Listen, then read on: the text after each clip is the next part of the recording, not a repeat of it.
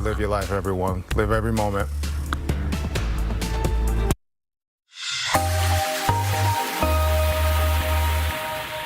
Welcome to Chicago Live. We do have to start with some breaking news. We have just learned that Dolly Parton has passed away at the age of 80. Posted to her Instagram account is a message from the family of Dolly Parton. In that video are family members talking about this devastating loss. The country music icon, again, was 80 years old, and recently family members have opened up about some of her health struggles. This is just into our newsroom here on Chicago Live. Thank you for joining us. I'm your host, Casey Cronus. Again, we are just receiving this breaking news that Dolly Parton has passed away at the age of 80. Dolly was, of course, a country music icon. We will continue to bring you the latest on this devastating story as soon as we learn more. But again, we do know that Dolly has had some health struggles of her own. This is a major loss for really the entire music industry, particularly the country music industry. This is something that we will continue to bring you the latest on here on Chicago Live as we continue to get more word on her final days. So we will be back with more on that. Thank you so much for joining us here today. We do have a lot of guests lined up for the show today, and we will be getting to all of those guests shortly, but soon, just a couple of quick headlines that we want to touch on. A new express train could get passengers from downtown Chicago to O'Hare in just 15 minutes. This proposed O'Hare flyer would run between a downtown station near the old post office and O'Hare's Terminal 2. It would be privately funded and battery electric. This O'Hare flyer could launch within 5 years. Another top headline we are following today is an alarming new study finds that at least 1 in 4 former NFL players who died during a 6-year period had CTE. Researchers say that this is a conservative estimate and the true rate of the degenerative brain disease could be much higher. We will be chatting with a Harvard researcher about this study and what else was found.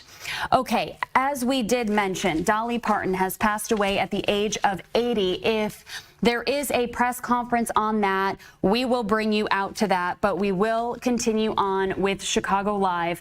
Our first guest is here to join us and is here to speak with us from the Young Center's The Young Center. She is the chief program officer there.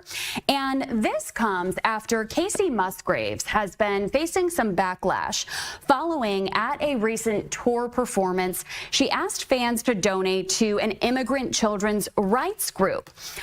She did face some backlash for this, but joining us now is Jennifer from the Young Center. Hi, Jennifer. Are you with us? Good afternoon. Yes, I am. Thank you so much for joining us and bearing with us as we work through this breaking news here today. So tell us a little bit. We understand it was your organization that she had asked fans to donate. That's correct. Yes. It's my understanding that when Casey and her team learned about our work and the Young Center for Immigrant Children's Rights, they reached out to find out if there was a way that they could support us through their her new album and tour. And we are just thrilled that she's been supporting our work. What do you make of the backlash that she received from some fans? Of course, not all fans, but after she announced this during one of her shows, were you surprised at the reception? I have to say what we saw on our end was just an extraordinary outpouring of support for immigrant children and children in immigrant families who are facing separation. We have been overwhelmed with outreach, with donations, with offers of support, and it's really been quite extraordinary. I'm sure because the headline is immigration, there are lots of folks who disagree around immigration policy, but I do think something that unites all of us is our belief in how children should be cared for. And talk a little bit about the resources that you offer to families. Thanks. Well, the Young Center was founded around 20 years ago to work with children who arrive in the United States without a parent. More recently, we've been doing a lot of work with families who have been separated by ICE enforcement, where families are trying to make decisions about how to stay together, depending on how their immigration cases will go. Our goal has always been to make sure that children are treated safely or are safe, and that their best interests are considered in all decisions. And we do that through a network of volunteers and staff and attorneys and social workers who work directly with children and families to support them during these moments of crisis. And as students head back to school, what have you seen in terms of potential concern among families? We've seen in the headlines lately that there's been perhaps an ICE uptick in activity in certain communities. What have you heard from families in recent days as they send their kids back to school? I think everyone wants children to be safe and in spaces where they are supported and can grow, and schools are a critical place for that to happen. But I think there are a lot of families who are afraid that their children could be apprehended on their way to school, or that they may be apprehended as parents or caregivers while their children are away. And so families are facing incredibly difficult decisions about what to do. I think what we have witnessed in Chicago and in other cities around the country is community members stepping forward to make sure that all children can safely go to school, that they can learn, that they can eat, that they can make friends, and that they can just be kids. And anything else that you might want to share with our viewers? Well, again, we were just blown away. Despite some backlash, we've been blown away by the support from Casey Musgraves fans. And there are so many ways for Chicagoland viewers to get involved in efforts like ours and other organizations to keep kids safe. We are always recruiting bilingual volunteers who can work directly with kids in federal custody. We are always looking for attorneys who can support with children and families' cases. And in just a couple of weeks in September, we will be kicking off our Waymakers Walk, Ride, and Roll in the Chicagoland area, where people can use their exercise and their daily movement, track it, and just put it to good use, raising funds for kids who are facing custody, detention, and family separation. Jennifer, do you know yet a number, how much has been brought in since Casey Musgraves asked her fans to help out? We've had over 500 donations from completely new donors who are Casey Musgraves fans or supporters. We've already exceeded $35,000 in donations in just a couple of days, from $5 donations to $500 donations, and they really haven't stopped rolling in. We're also not the only group that she's supporting, and so we have no doubt that her call for support is having an impact far beyond the Young Center. Well, Jennifer, thank you so much for joining us today on Chicago Live and sharing more about the Young Center. Thank you so much. All right, talk again soon. Thank you. Okay, as we mentioned at the top of the show, Dolly Parton has died at the age of 80. We do have some breaking coverage that we want to bring to you. Stand by here, and we will be bringing this in just a moment. Million free books to kids every single month. Parton even developed a museum dedicated to her life inside a Dolly-inspired hotel in Nashville. With more than 60 albums and over 24 #1 hits, Dolly Parton lived her life not straying far from her roots and always keeping a positive outlook on life and her career. I can look back on a lot of things that's happening. I think, oh, thank you, God. At least my life seems to have made a difference and to have meant something to a lot of people. Alexis McAdams, Fox News. Well, that's an understatement. That she wanted her life to mean something to some people. Meant so much to so many people. And, you know, Sandra, I know she wasn't feeling well. Remember over Christmas, she put out that video message to say, hey, I'm still here. I'm doing fine. You know, you expected that at some point you would probably hear that she's passed, but I just can't even begin to describe the cloud of sadness that has spread over this nation as a result of her passing. It's just such a loss. Kennedy is joining us now on set here in New York on the breaking news. Dolly Parton dead at the age of 80.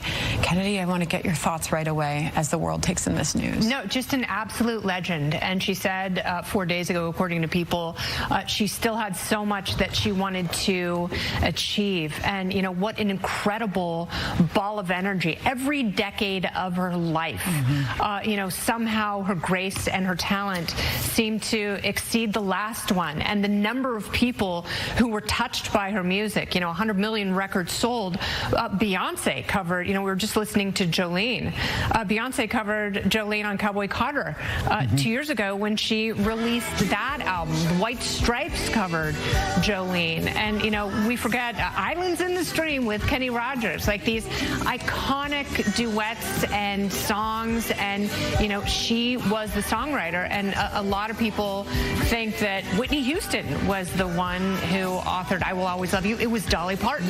It was Dolly's song that she wrote for her mentor, Porter Wagner. And, you know, in a heartbreaking scene, she sang that song that was about him on his TV show.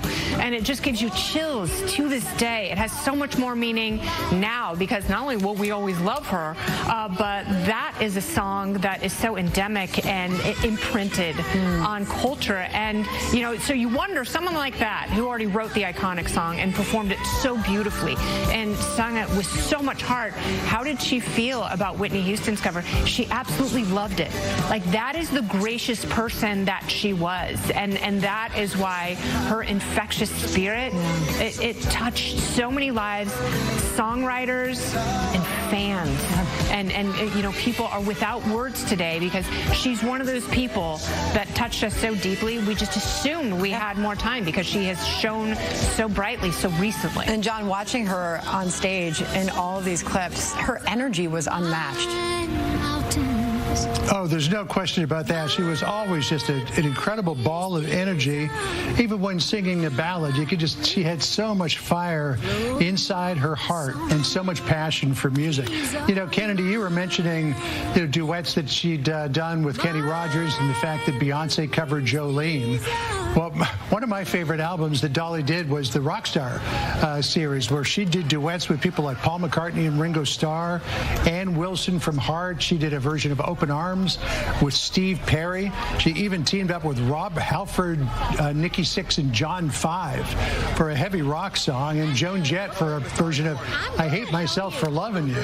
I mean, she was country, you know, through and through, but she was also rock. She just had one of those voices that could be adapted to any genre of music. And, you know, also not a snob. Like, she was someone who loved music so much that, you know, she wanted to reach across various boundaries and various lines and, you know, like you said, perform with other people. You would never assume that Dolly Parton would want to cover a Joan Jett song, but that's, you know, someone who is a songwriter like that, they understand music. They understand the urgency and the emotion, and they have so much respect for someone who can convey that. And, you know, and to be able to dip her toe into, you know, Judas Priest is, it's so awesome and fascinating, and she's so deeply beloved. And, you know, you can only imagine that each and every one of those artists that you named, so touched that they got to perform and record with Dolly Parton. And there's no one like her. You know, we have all sorts of music icons. We have people who span generations, and still no one will be like her. Also, an incredible comedic actress. Yes. Like, go back and watch 9 to 5. Like, one of the most lovable characters. She really was. Well, look, it's one thing to talk about Dolly Parton. It's another to hear from her. We want to play this cut from her Blue Smoke album out in 2014. Dolly, of course, Tennessee was her love. Tennessee was her home. And this aptly titled song will let us hear her say how much she just loved the place that she grew up in. Listen here.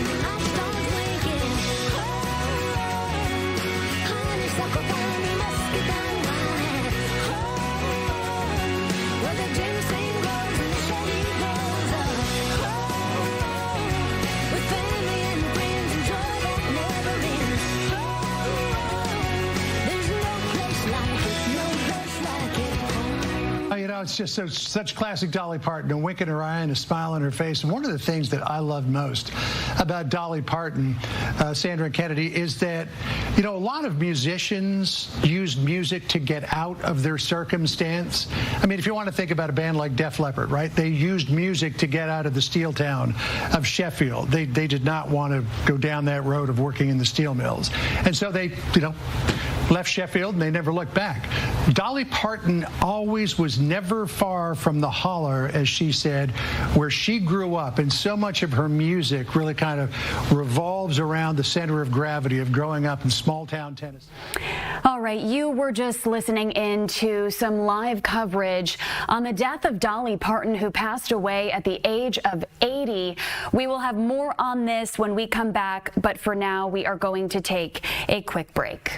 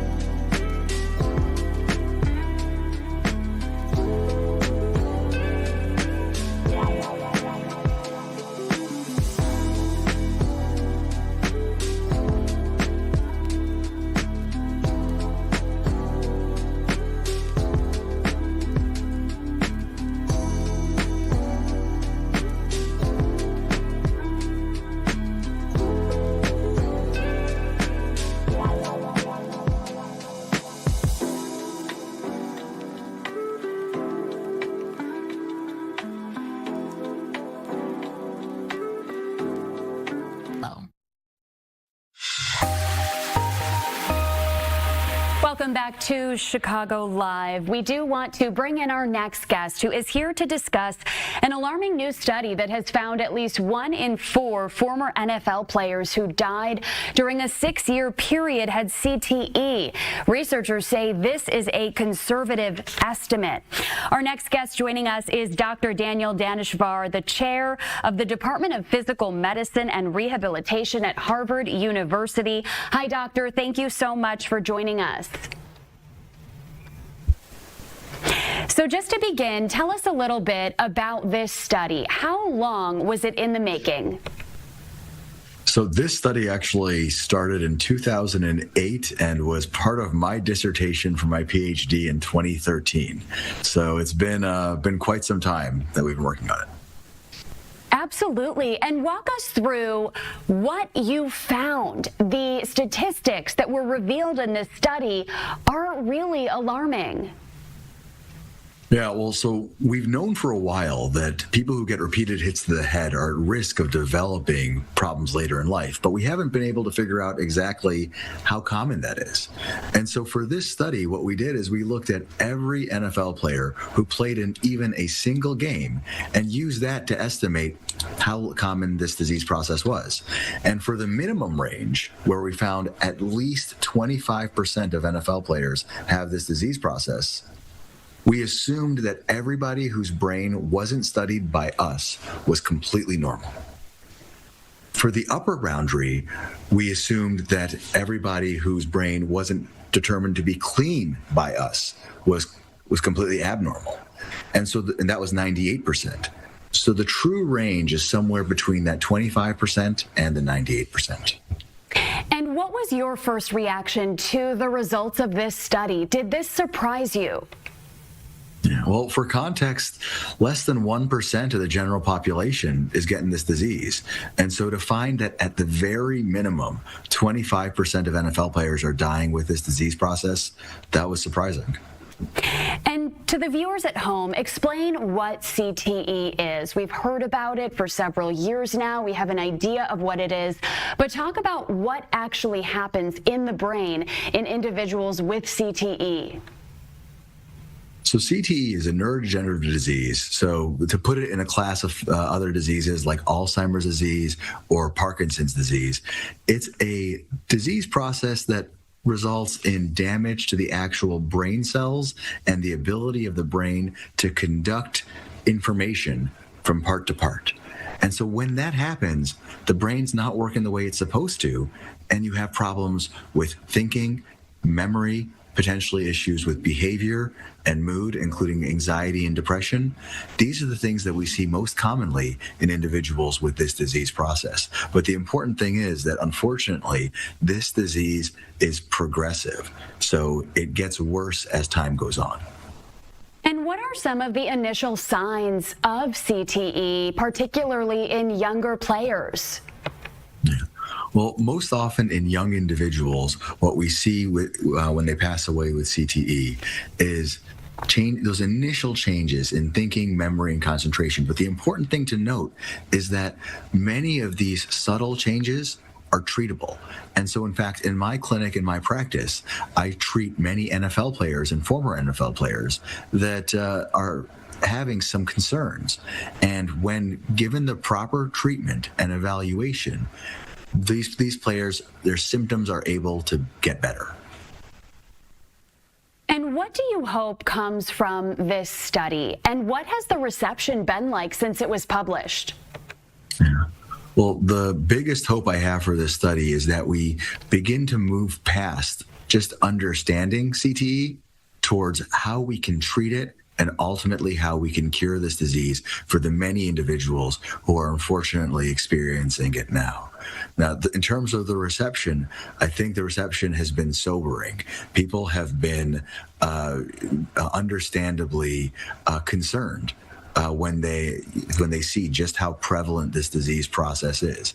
But for those who are concerned, it really is important to make sure that they know, if they're concerned for themselves or for a loved one, that help is out there. That it's not possible to eliminate all of the risk, but it's possible to mitigate that risk and to get treatment. And Dr. Daneshvar, in the past, and let me know if this is still the case, CTE, as I understand, could really only be diagnosed after someone's death. Where do things stand now? So you're absolutely right. At this point, we can only diagnose CTE with known accuracy after someone passes away, meaning that someone could have symptoms that are very suspicious for CTE, but we don't know for sure whether or not they have the disease process until they pass away and we look at their brain tissue. Right now, we are moving very rapidly towards being able to diagnose this disease in life, and I suspect we'll be there soon. And would the next step be, as you mentioned earlier, finding treatment options? And what could that look like? And how long could that take? Also, the question about how long it'll take really has to do with how much of an investment we put scientifically and in terms of resources towards this cure. CTE is different than other neurodegenerative disease processes in that we know at least one of the causes of the disease. Repeated cumulative head impact exposure, it's what's driving this disease process. And because of that, we have a better understanding of the pathogenesis of the disease and potentially how we can stop it at different points in the disease process. Walk me through just one more time about the years that you put into this study. What is it like to see it on paper finally being published after all this effort? Yeah. Well, it's been a huge effort by a gigantic team to be able to get this study over the finish line. But for me, although it's gratifying to see it finally out there in the literature, because we from our team have known about this for some time, we're all champing at the bit to try to work on the next steps, which is ultimately how we can cure it for all these people who we've talked to who have had this disease and all the family members who've been affected by the disease. Dr. Daneshvar, thank you so much for joining us. Is there anything else that you want people at home to know, particularly athletes who are watching? Yeah, although this study was just about NFL players, these NFL players didn't get their cumulative head impact exposure just playing in the pros. They got their exposure in college, in high school, and in many cases before high school. And it's that cumulative exposure that matters the most. So anything we can do to limit the unnecessary hits to the head that athletes experience will reduce their risk of developing these diseases later in life. Thank you so much for your insight and all of your work on that study. We appreciate you joining us. Thank you very much for having me. Thank you. Stay with us here on Chicago Live. We will be right back after this quick break. And it is a gorgeous day out. Just take a look at the skyline. JD will pop in here in just a little bit to talk about the weather. But for now, we're going to take a quick break and we will be right back.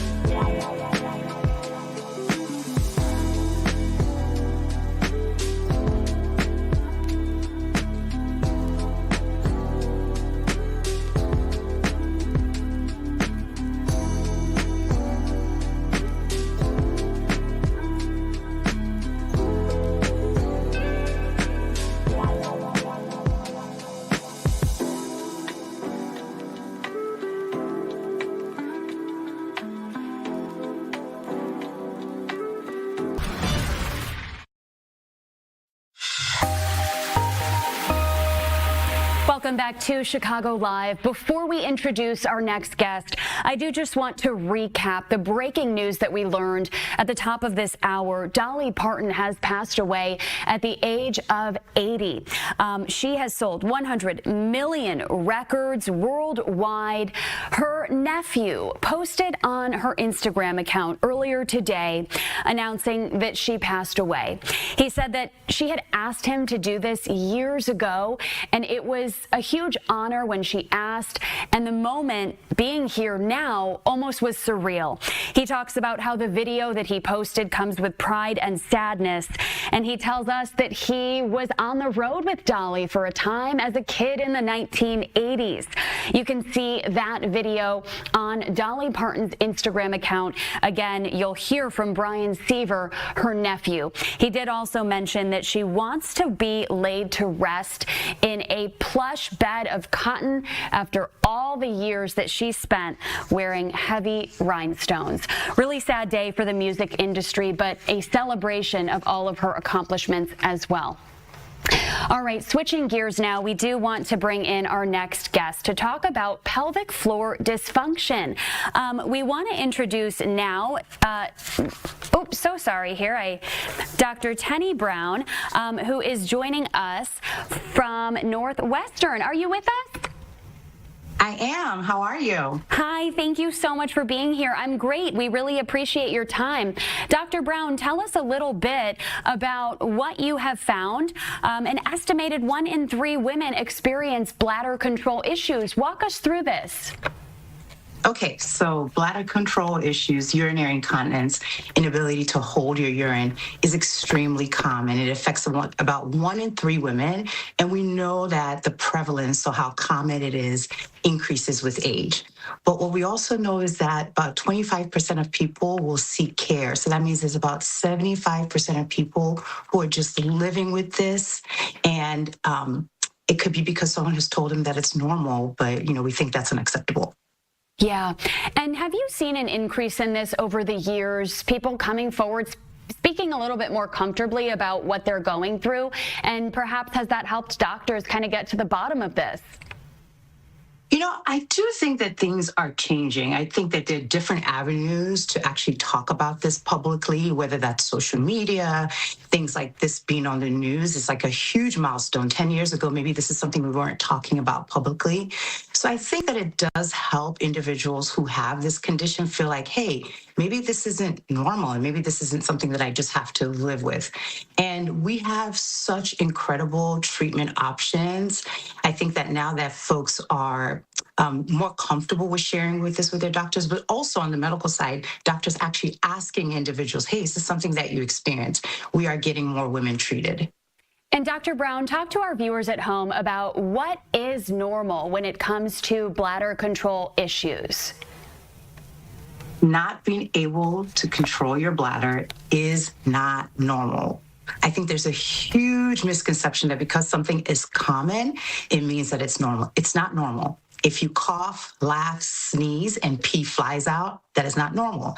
If you are rushing to get to the bathroom because you feel like you really need to go to the bathroom and the pee comes out before you get there, that is not normal. And what about for women who wake up in the middle of the night? Talk about the implications of that interrupting your night's sleep. Oh, that's a huge one. So that's what we call nocturia, getting up to pee at night. And we know that if someone is waking up 2-3 times a night, it severely impacts their sleep. Your sleep is so important. But in addition to sleep disruption, sometimes getting up frequently at night to pee is actually a sign that there's something else going on. It could be heart disease. It could be kidney problems. It could be something endocrine, like an endocrine issue. And it also could be a sleep problem like sleep apnea. All of these things that have implications beyond just the bladder and being an annoying issue. They can have some serious health implications. And Dr. Brown, what does treatment look like for this issue for women who are experiencing it? So for urinary incontinence, bladder leakage, we tailor treatment based on the type of urinary incontinence. There are 2 major types of urinary incontinence, one that we call stress incontinence and one that we call urgency incontinence. And for individuals who have both, it's called mixed. stress incontinence is that leakage with coughing, laughing, sneezing. Urgency incontinence is not being able to make it to the bathroom. The treatment options range from behavioral things like pelvic floor physical therapy to procedures and even medications. So the type of treatment that you get depends on what type of incontinence you have. But for example, Botox is a treatment for overactive bladder urgency incontinence, for example. Some people don't know that you can get Botox in the bladder. Interesting. I was going to ask, you mentioned a procedure. How invasive can some of these procedures be? It sounds like the one you just mentioned, Botox, not invasive at all.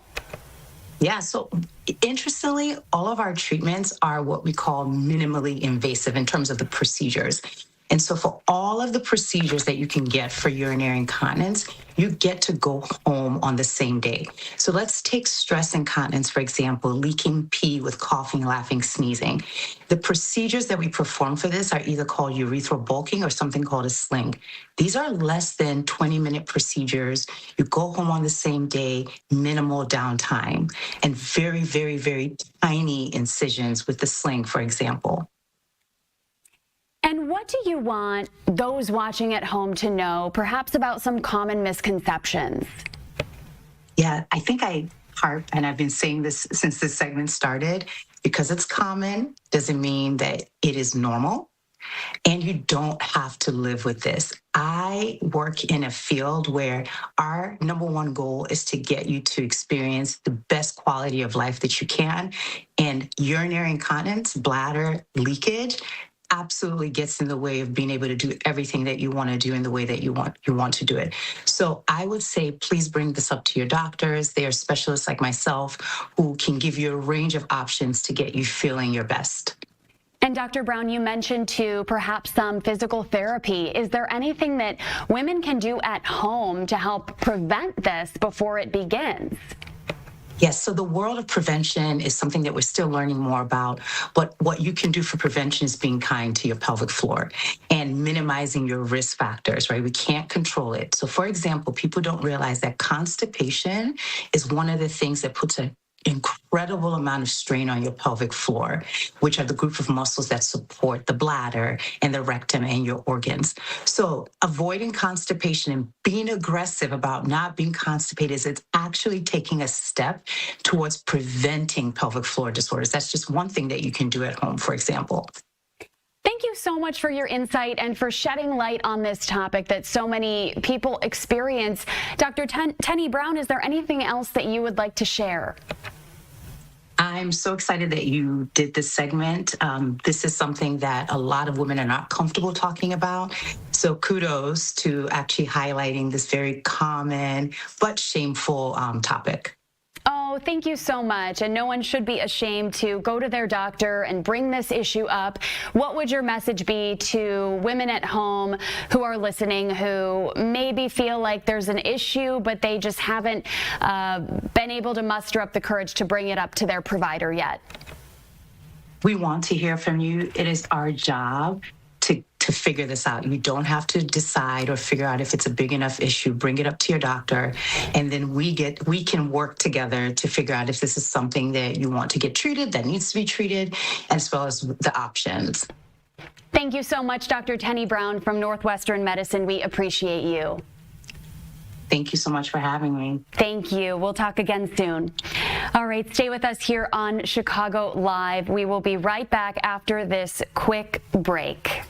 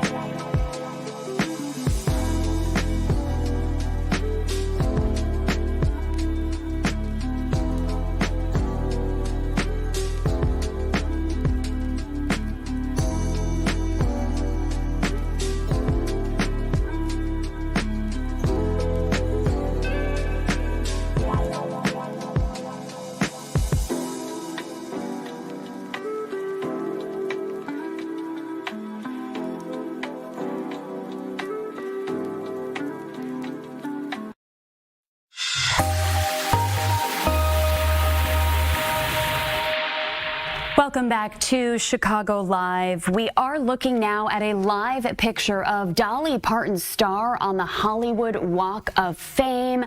There is a chopper shot above her star.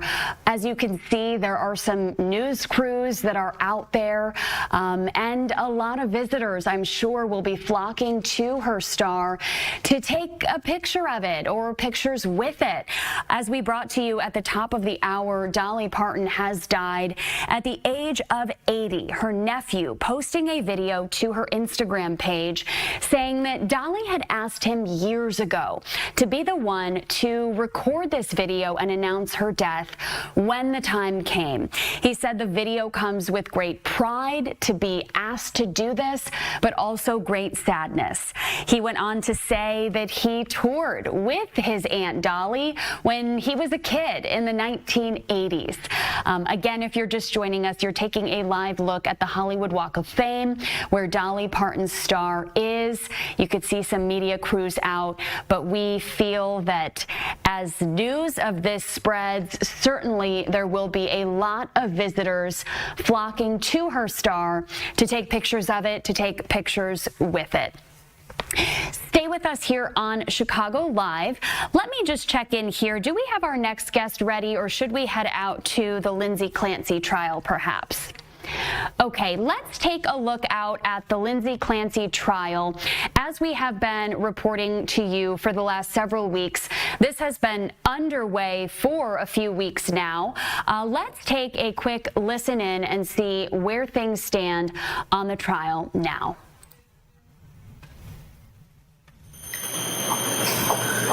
For your review of Lindsay Clancy, what types of records and other materials did you review?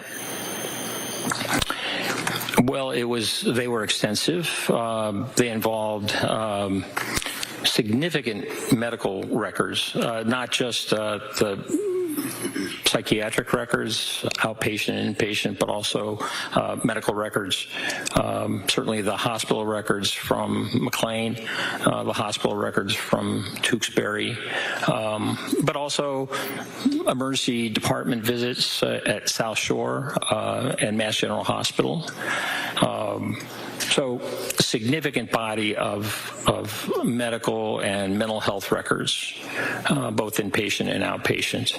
But in addition, there was a substantial amount of grand jury materials that I reviewed, and videos. For example, videos not only of interviews of individuals, but also in January when the Clancy family went to the museum, or they went to the Cape Codder water park. Was able to review those kinds of videos as well.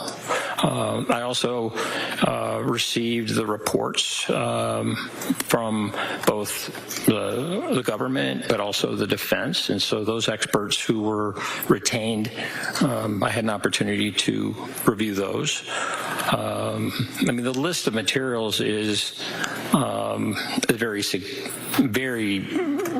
significant. CVS records, for example, pharmacy records, and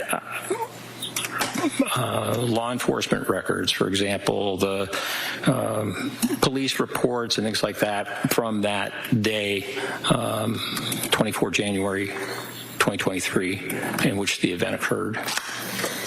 And Doctor, is it typical for you to have such a breadth of records and information, both pre-killing and post-killing, when you do a forensic evaluation? No, I wouldn't say that's typical. Certainly for any evaluation, it's important to try and obtain as much information as possible. But in this case, I think the amount of information was truly significant. And you also interviewed the defendant, correct? Yes, I did. And how many times did you interview her, and for how long? I interviewed Ms. Clancy on 2 occasions. One was on the 29th of May of this year, and the other was the 4th of June. I believe on the 29th of May, I interviewed her for approximately 6.5 hours. And then the second time in June 4th, it was about 5 hours. And were those interviews in person or on Zoom? They were by way of Zoom. And why were they by way of Zoom?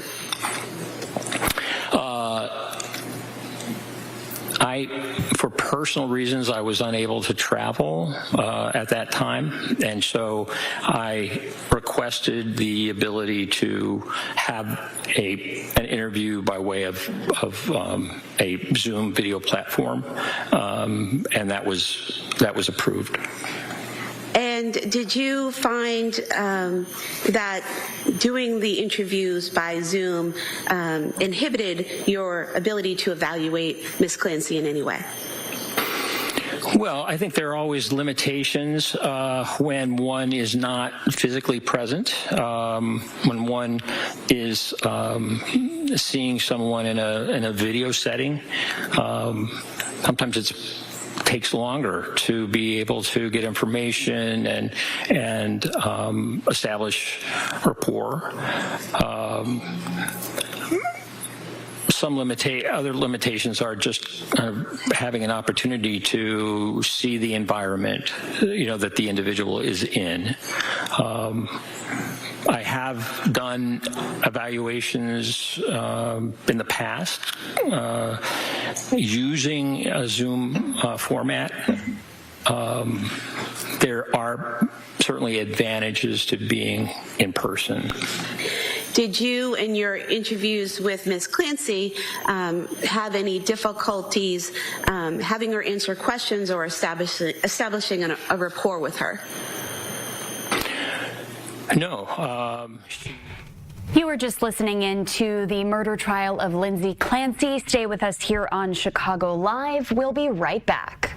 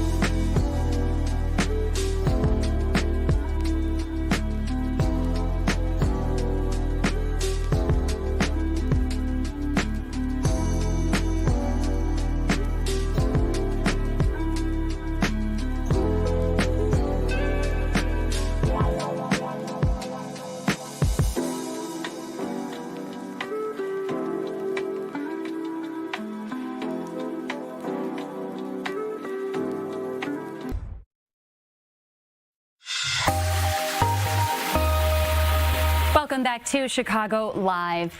The next topic that we will be covering is Kennedy King College and Black Midwifery Collective are announcing a new program that will help license individuals in becoming midwives.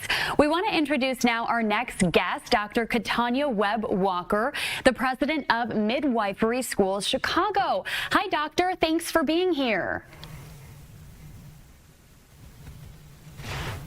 Can you hear me, Dr. Webb-Walker? All right, we will get Dr. Webb-Walker punched up here, but before that, essentially what was announced, I'm hearing we are good to go now. Let's see, Dr. Webb-Walker, are you with us? I am, thank you. Oh, thank you so much for joining us. We so appreciate it. Congratulations on the announcement. Tell us a little bit more about the new program. Thank you so much. So today we were honored to announce the opening of our brand new licensed certified professional midwifery program here at Kennedy King College. This has been years in the making, and we're thrilled that the program is actually going to begin. This program is going to train, ideally, members of our community to become licensed professional midwives. We know that here on the south side of Chicago, women, Black women especially, are beset with very low rates of maternal health outcomes. And so this program is our way of ensuring that the community has responsive, culturally compatible care. And talk to viewers at home about what a midwife is for those who are not familiar. So a midwife actually attends the birth of babies. This is a centuries-old profession, and the idea behind midwifery is that it takes place in environments where mothers are comfortable. So midwives birth children in birthing centers, they birth children in the home, but the concept is that it takes place outside of the established medical environment where mothers feel that they're surrounded by love and that they're surrounded by compassion and care that truly is dedicated to their needs. It removes it from a medical procedure to a bringing life into the world. And how does that impact outcomes for women who do have midwives? What differences have you seen in their pregnancies and post-pregnancies? Midwives provide comprehensive, holistic care, and so it's not focused solely on the birth of a child, but it makes sure that mom is well taken care of, that she's relaxed, that she understands nutritional needs, that she is able to have a single point of contact for any of the needs that might arise during her pregnancy, and it really sets her up for success. We see that many of the maternal health outcomes in the state of Illinois have been deemed preventable. Over 90% of deaths of Black women who are birthing are preventable. And so this is a structure that's set up to make sure that women are able to birth children in an environment that's safe. Dr. Webb-Walker, talk a little bit about how long creating this program has been in the works, and what does it mean to you to see it become a reality?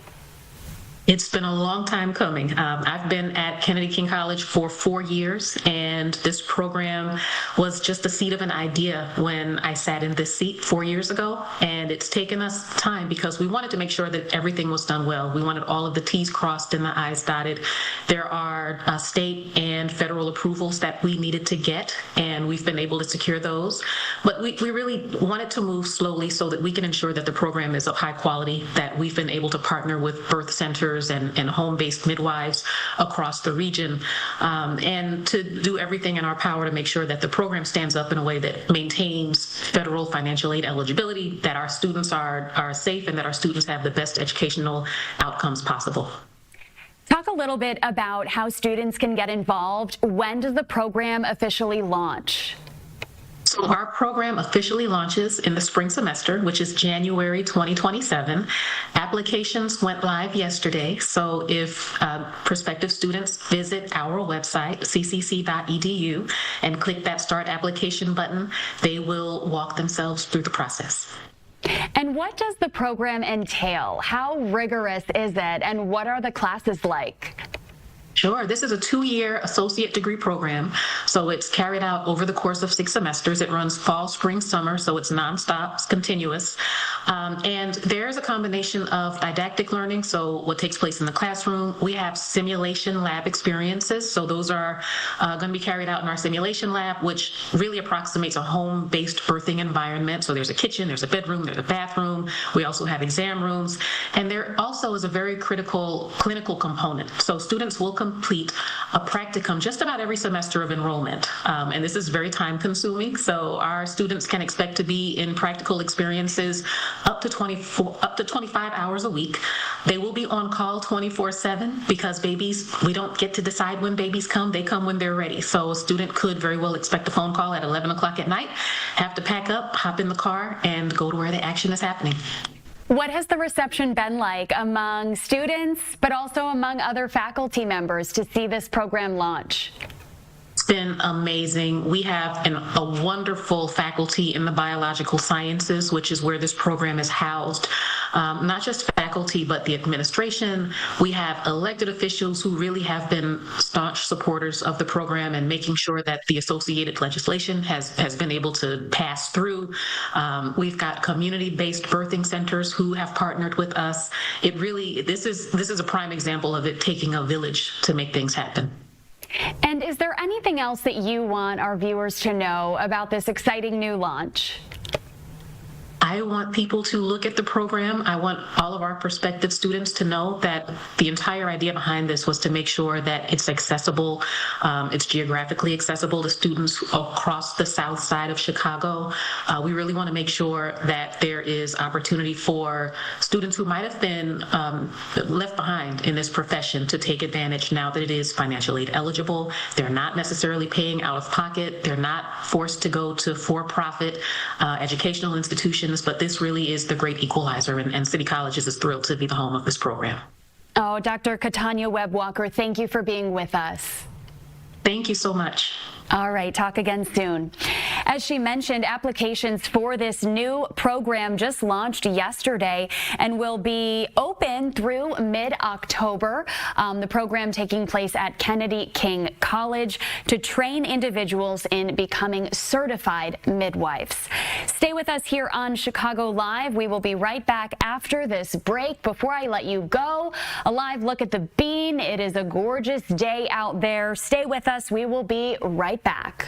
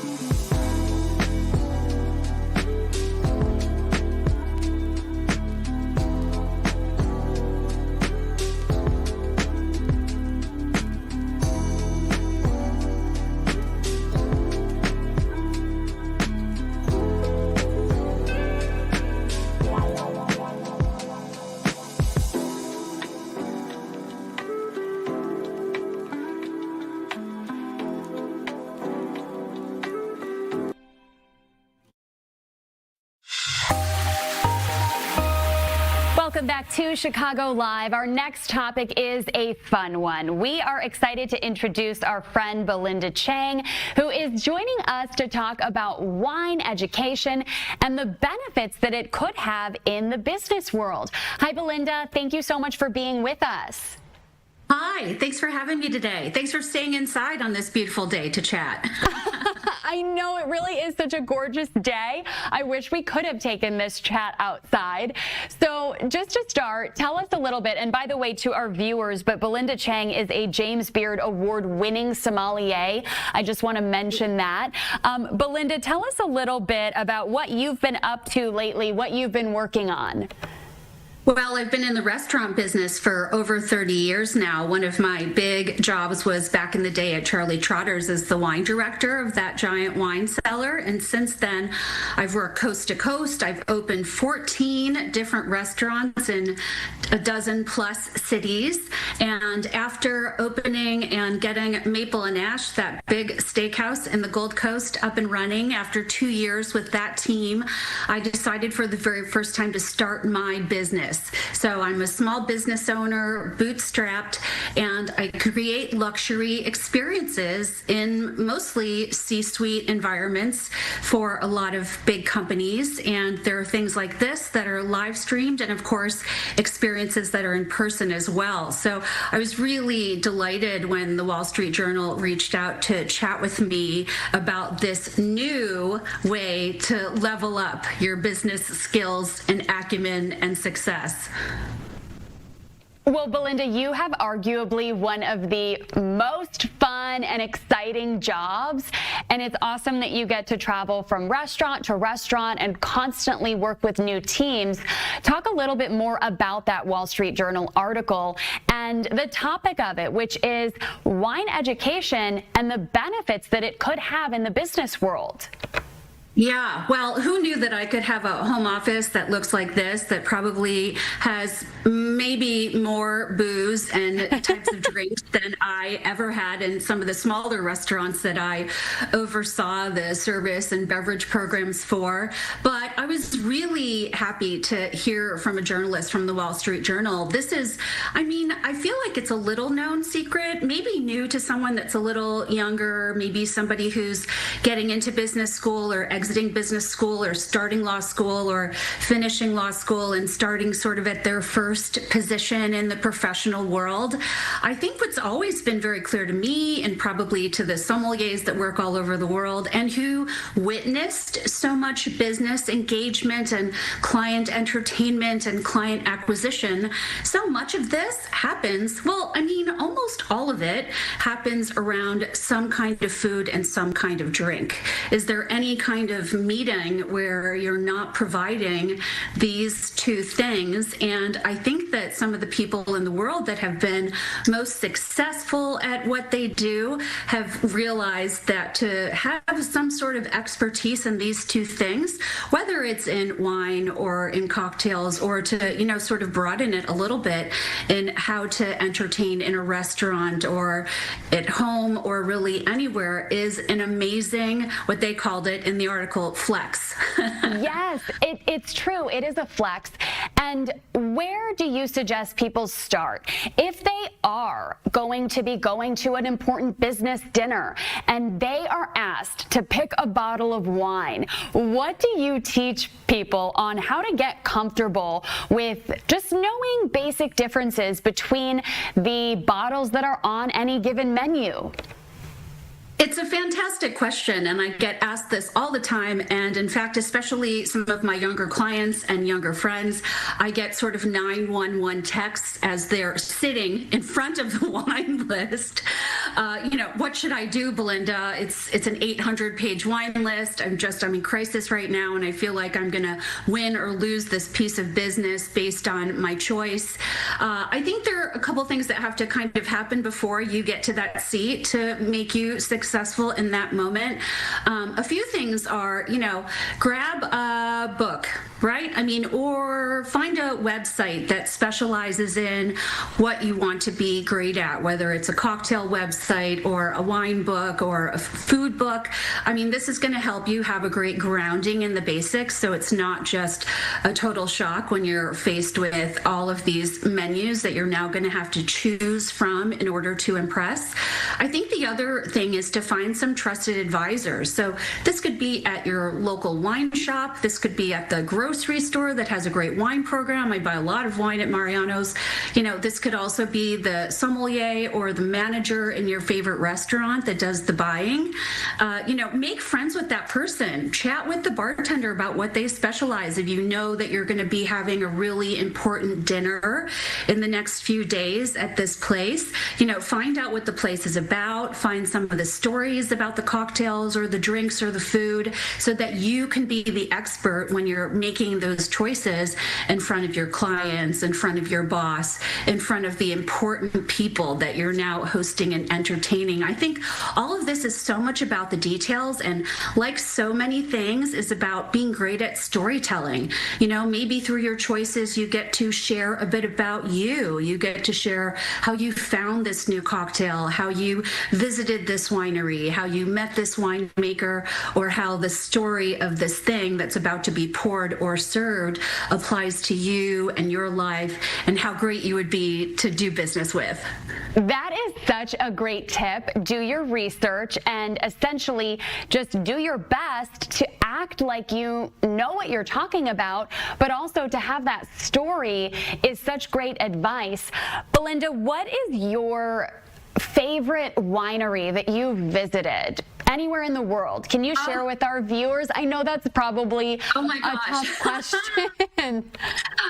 Gosh, there have been so many. I'll give a couple of the top experience that I've had. I mean, I love to visit the sort of older, centuries-old places. I spent an amazing trip, a week plus in Alsace in northeast France, which is cooler climate, you know, place that's just so many historical roots. It was owned by the Germans and then the French and the Germans and the French, and it's been war-torn.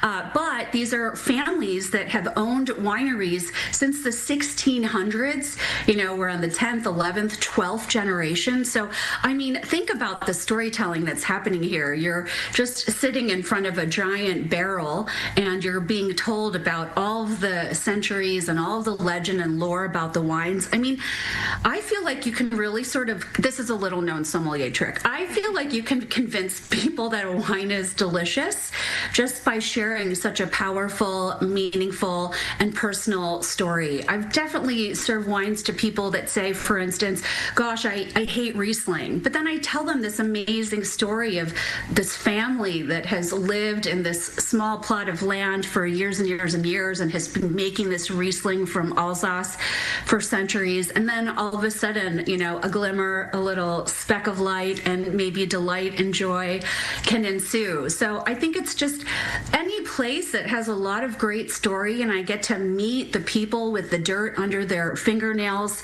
and I get to meet the people that are actually maybe hand harvesting the grapes and driving the trucks. I feel like it's like why I love to go to Green City Market so much, because I just love to meet the guy or gal who harvested that peach that I'm about to bite into. I think the same holds true for when you're entertaining. You know, do a little research, learn a little bit about these stories of the things you're about to eat and drink. Also, really pay attention to all the details. I think a lot of people will come, this is my live work studio. I'm right overlooking Lake Michigan, not far from your studio.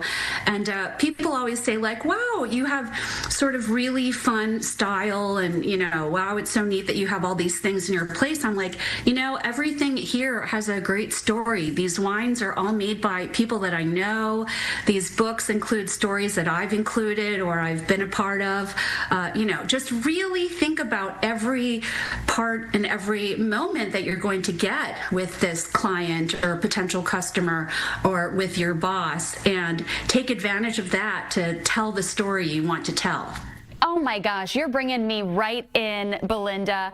I want to talk a little bit about when you do sit down, whether it's a business dinner or just a family dinner and you are the one picking the wine. What do you suggest for people who are curious, how do you manage to choose a wine that everyone will love, but also that's in a price range that is courteous to everyone at the table? Yeah, I think that's a really important question. I think we're so lucky right now because sort of the technology of making wine has come so far from centuries ago, where it's very rare that you'll order a wine and have it come to the table flawed. I mean, you go to the grocery store and even at the bottom shelf where the cheap and cheerful wines live, we're talking, it used to be like $5.99. Now I feel like it's $8.99, $10.99. Inflation. Yeah, I mean, even those wines, if you're ordering sort of classic things where, the grape variety is something you've heard of and it's listed on the bottle, you're going to get something that is technically correct and probably good to drink. I mean, maybe you want to add an ice cube or something to make it delicious, but, all the wines are going to be good at all the price ranges these days. So we're very lucky for that. I think the second thing is that, again, this is leaning into story. A lot of the people that produce these blue chip wines, these 100-point wines these days, much like a designer, Vera Wang makes couture wedding dresses for all the celebrities, but she also makes a line for Kohl's department store. So, if you know the stories and you know a little bit about the people producing the wines that you love, you might be able to find a second label or a third label. So now, instead of spending $500, $1,000 on their bottle, they might also make something that's $15, $25. There are a few famous examples of this, and I think that's really fun, again, with the storytelling, because now you're sharing, wow, these people make a wine that's considered one of the best made on earth, but this is a great way to also experience what they do and their philosophy and their artistry without blowing the bank, without, using your entire mortgage payment. Great advice, Belinda. Any other tips for people at home if they are entertaining and they are cracking open a bottle of wine? Any tips on making the experience even better for their guests? I think aside from knowing the story and maybe doing a little research, whenever I throw a party and choose the drinks and the food, I love to lean into a theme. So I'll do things like women powered. I mean, I'm a woman in small business, so I love to support women in small businesses. So, the cocktails may be made by spirits from women powered companies. All the wines may be from women winemakers. Another fun theme, and I love to do this with cheeses and wines, is maybe you're, thinking about your last time up in the mountains somewhere, whether it was like the Smoky Mountains or, the mountains in Aspen or the mountains in Switzerland. You might do something that's all sort of mountain wines. Climb Every Mountain maybe is on your invitation and is in the soundtrack for the party. I love to do sort of Alpine style cheeses and Alpine wines. It's always great to just have a theme. So again, you're weaving this storytelling into what you're doing and making the party pretty unforgettable. And with that kind of party, still, you can do wines at any price range and people will be so delighted to be a part of the theme. Oh, Belinda, thank you so much for taking the time to chat with us. Is there anything else that you want to add? I just want to say that everybody should find their friend. You can always reach out to me on Instagram at Belinda_Chicago. And if you're stuck with a wine list and you're about to have your client sit down, you can DM me. I'll give a hand. Awesome. And one more thing, Belinda, do you have any upcoming events that you want to touch on real quick before we let you go? Yes, well, there are lots of them, but the one I really am excited about is we're doing a fun thing called Loop and Learn, where we're going to be pairing jewels. You're going to learn how to use a jeweler's loop and learn how to identify the values and the qualities in the little jewels and crystals. And we're going to do that along with wines. We're pairing wines with the jewels. That's at Golden Crown Jewelers. And again, you can DM me for details on those kinds of classes and a lot of fun things that I'm doing all over the country. Oh my gosh, can't get better than that. Wine and diamonds. Yeah. Thank you, Belinda. We so appreciate you. Come back anytime. Bye. All right, that was Belinda Chang, James Beard Award-winning sommelier. Stay with us here on Chicago Live. We will be right back after this quick break. Gorgeous day out today, nice and sunny. A lot of people out enjoying Millennium Park.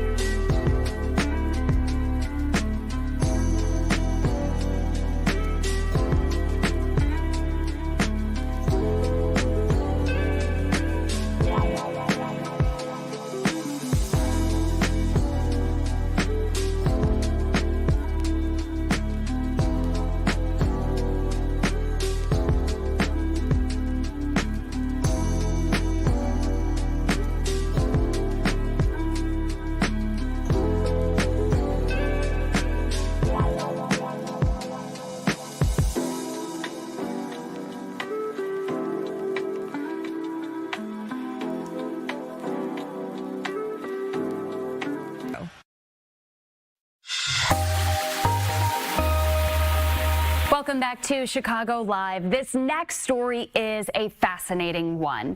More than 1,170 pounds of the illegal stimulant called khat were seized at O'Hare. We want to introduce now our next guest, Steve Bonsbach, the Public Affairs Officer for the Chicago Field Office of the U.S. Customs and Border Patrol. Hi, Steve. Can you hear me? Casey, how you doing today? Great. Thank you so much for joining us. So just to begin, Steve, tell us a little bit about what this substance is and how is it pronounced? Khat? It is actually pronounced khat. It is a stimulant, controlled substance. So people take this grassy, leafy substance and chew it, and it provides that stimulant that they're looking for. And where exactly was this originating from that you found it at O'Hare? And was it so what was the country of origin, but then was it in someone's suitcase? So the three individuals that were arrested are all U.S. citizens. They were returning to the U.S. from Senegal. So on August 19th, two individuals returned from Senegal, and they had 755 pounds of khat. And then on the 20th, another individual returned from Senegal, and they had 417 pounds of khat in their luggage. And Steve, what were they planning to do with it? Unknown at this time. I mean, obviously, a lot of people like to go ahead and enjoy that substance, but with it being a controlled substance, it was seized at O'Hare. Okay, and so we know that all three of those travelers were arrested and charged with controlled substance trafficking and manufacture. Okay, Steve, this is stunning, but the street value of the items seized, over $140,000? It is correct. I mean, and it varies depending on the street value, depending on the geographical location you're in. Sometimes the price will go up, sometimes the price will go down. But with it being here in Chicago, we estimated that's $140,000 as a street value for this. And Steve, I have covered before the Beagle Brigade that's at O'Hare. Was it one of those canines that sniffed out this drug, or was this someone who was working and an individual found it? So our officers received some intelligence gathering. They're based on their expertise as well as the knowledge. They were able to go ahead and pull these individuals into secondary baggage, separate from everybody else, and inspect their bags where they found these bundles. And talk a little bit about just what it takes for your team each and every day to be looking out for things that are being brought into the U.S. that shouldn't be. This is a job that never sleeps. And it doesn't. It doesn't. Obviously, O'Hare being a major airport, it has a lot of traffic, and our officers are always watching, always asking questions, always wanting to know what you are bringing into the U.S. Obviously, a lot of these items are prohibited. We talked about the agriculture, so you have to worry about that, as well as counterfeit items. And then you have narcotics. So there's a lot of things that go into our officers finding these things at our ports of entry across the nation to make sure that we stop these prohibited items from coming into the U.S. and possibly harming our communities. And Steve, this wasn't the first time this was seized at O'Hare, correct? No, several years ago, during a week-long operation, we seized over a ton of cotton. Also, just earlier this month, there were seizures at BWI as well as Dulles of cot, large seizures, actually. So it is something that does come up from time to time. It's not as common as other narcotics, but it's still something that we need to be aware of and make sure that we seize it. If you can share, what are some of the most commonly seized narcotics or other contraband at O'Hare? MDMA, ecstasy. We still have some traces of fentanyl, cocaine, methamphetamines, human growth hormones, steroids. So those are the common things that we see on a day-to-day basis. And Steve, what would your message be for individuals who are attempting to bring something in that they shouldn't be? If you're trying to bring in a narcotic, don't do it. You're going to get caught. Something's going to happen, and then you're going to get arrested. If you're trying to bring in some prohibited items like agriculture, just be truthful to the officers. If you say that you have something in your luggage, we'll inspect it. If it's allowed to be brought in, then you'll be on your way. If it's not, then we're going to seize it to make sure that we protect our agriculture and environment. Excellent. Thank you, Steve. And just one more time, you mentioned that your officers had some intelligence in this particular case when over 1,170 pounds of cot were seized. And you mentioned that the individuals were taken to a secondary baggage area. Is that sort of behind the scenes? That's not public facing? No. So secondary baggage is if you have something that you need to declare or you want to have inspected that we need to look at. It's along the same lines as agriculture. So we inspect those items, pull the items out, and make sure that what you're bringing into the U.S. is safe. And you know what, Steve, that is a great point when you mention agriculture, that even though some items may not be illegal here, there are different fruits and vegetables, right, that shouldn't be brought into the U.S., and you guys are looking out for things like that, too. Yes, a lot of the citrus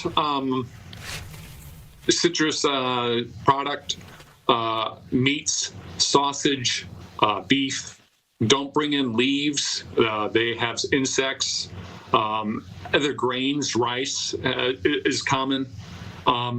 We even have people bring in whole trees that are, seedling trees. So those items, you need to be mindful of what you're bringing in, because obviously the pests that may be on those items could then go ahead and hurt our produce. Obviously, we are wary and worried about the price of all the produce that we see on a day-to-day basis at the grocery store. And Steve, where does it go once something is seized, like cot? Is it kept in evidence for a while, or is it destroyed? Depending on the items, some are destroyed sanitarily. Other items are kept for any type of case or evidence. Other items are turned over and destroyed later. All right, Steve, thank you so much for your insight. We appreciate you taking the time to join us today. Thank you, Casey. Have a great day. Okay, you as well. Thank you so much. Again, over 1,170 pounds of khat seized at O'Hare late last month, or I'm sorry, this month, just the other day, actually, last week. These 3 individuals are charged now. This was discovered on August 20th, 19th, and 20th. And the worth of these seized items, over $140,000, that substance. All right, we are going to switch gears now. We do want to take you out. As we mentioned at the top of the hour, Dolly Parton has passed away at the age of 80. First, I want to show you a quick look at the Hollywood Walk of Fame, where, as we showed you earlier, there was just a couple of media crews there. Now crowds are starting to gather there at Dolly Parton's star on the Hollywood Walk of Fame. It's hard to tell here, but there is a memorial that's been formed. There have been flowers that have been laid down around her star. This news coming as a shock to many, many people. It was announced on her Instagram account earlier today. Let's take another look at the scene there on the Hollywood Walk of Fame. This one a little bit closer up. Let's take a quick listen in.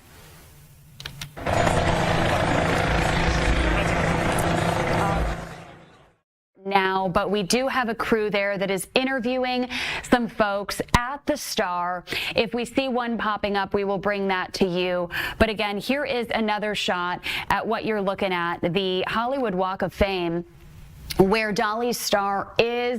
You can see there's more members of the media out now, along with members of the public who are there to pay their respects, and members of the media there to chat with individuals who are coming to visit the star in the wake of what we have learned today, that she has died at the age of 80.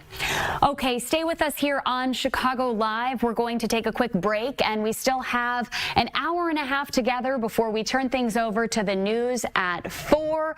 Stay with us. We will be right back.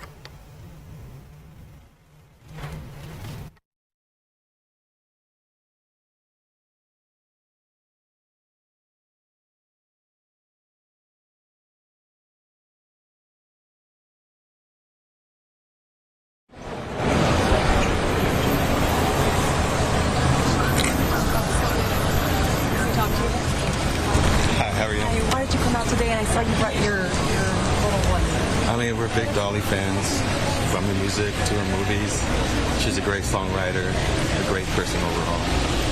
She also loved animals and gave back. Yes, she did. So, she also had a company called Doggy Parton, where she made dog clothes, and we dressed her up as Doggy Parton. So she's familiar. And we love her. She's a fan too? Yes, indeed. What album do you have right here? Do you mind showing me and talking about it? Heartbreak Express, which is one of her albums that I really love, and what a coincidence. Here we are. Feeling heartbreak right now a little bit? Yeah, but we still live through her. So, much love to Dolly. Thank you so much. What's your first and last name? Can we share that? Sure. Ed Banales. Last name? Banales. Thank you. What's your dog's name? Priscilla. Priscilla? Okay. You have any photos of her dressed up as dog? Yeah. I do. Yes, can we? Sure. We put her on her leash. Yes. Little guy.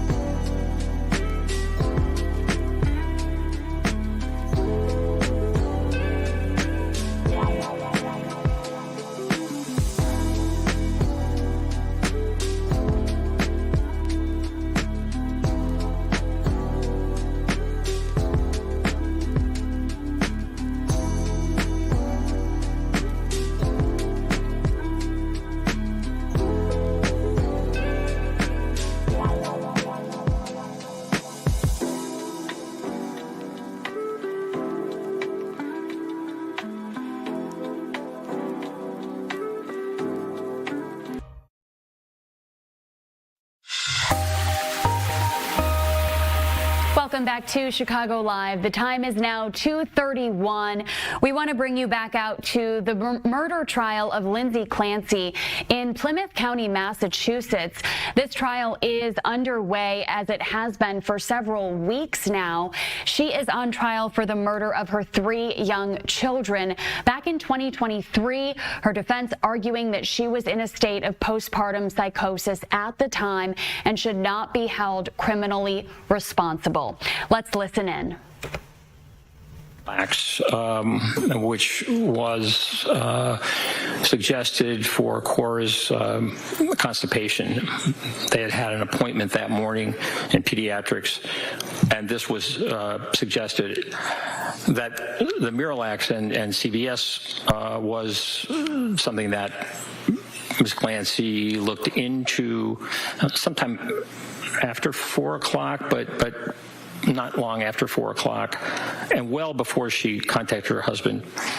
But that she did not communicate to her husband the importance of picking up Miralax at CVS, who she had called, until really right before he left.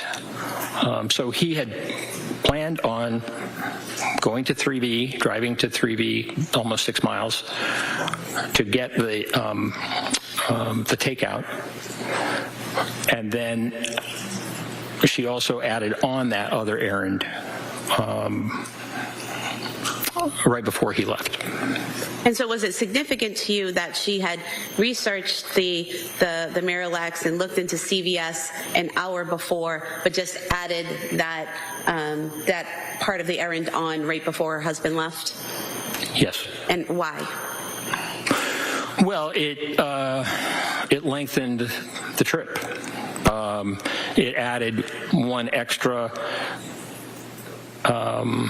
obligation for Patrick, and that would make for a longer time that he was away.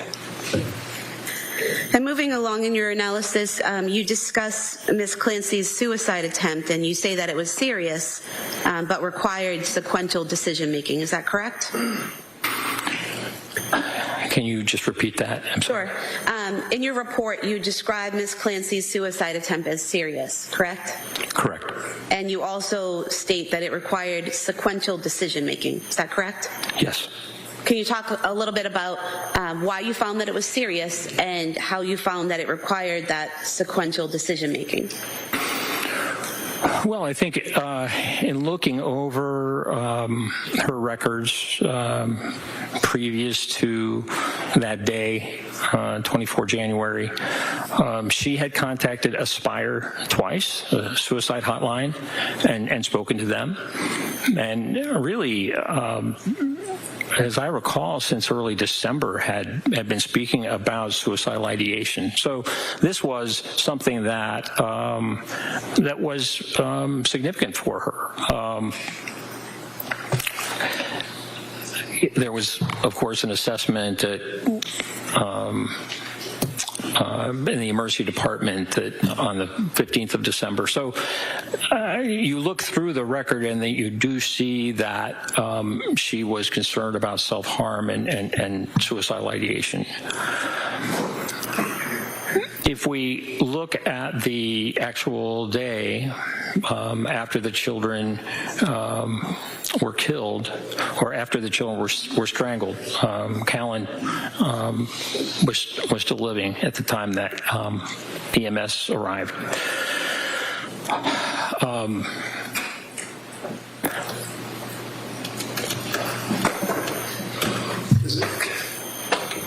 She told me that she got a knife from the butcher block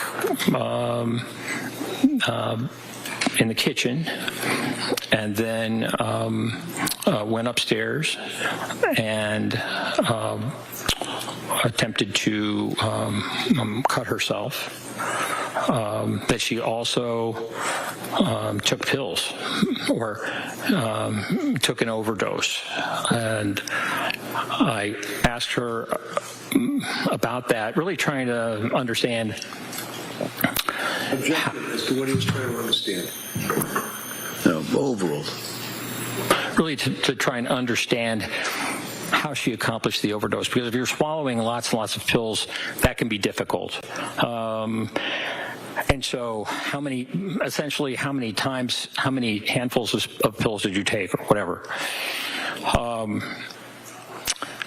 And then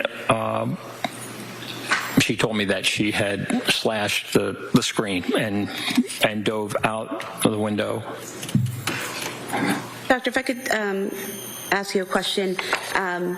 In terms of taking the pills, what did Ms. Clancy tell you about how she took the pills? I'm sorry? What did Ms. Clancy tell you about how she took the pills?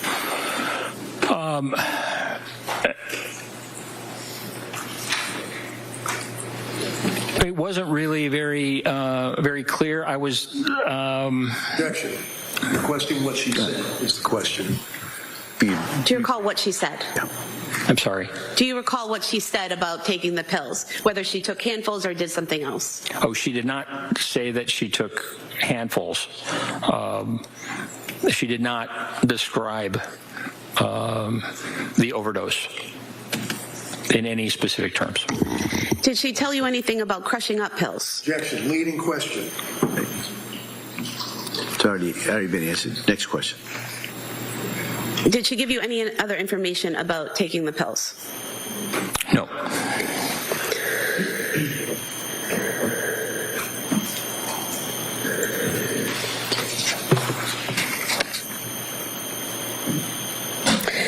Now, if you could tell us that portion that I asked you about earlier, what is sequential decision making, and how did you see that in her behavior? Well, as I mentioned, she, after strangling the 3 children with the exercise bands, she went up the steps, went to the kitchen, she got a knife, and then ascended yet another group of steps to her bedroom, to their bedroom, and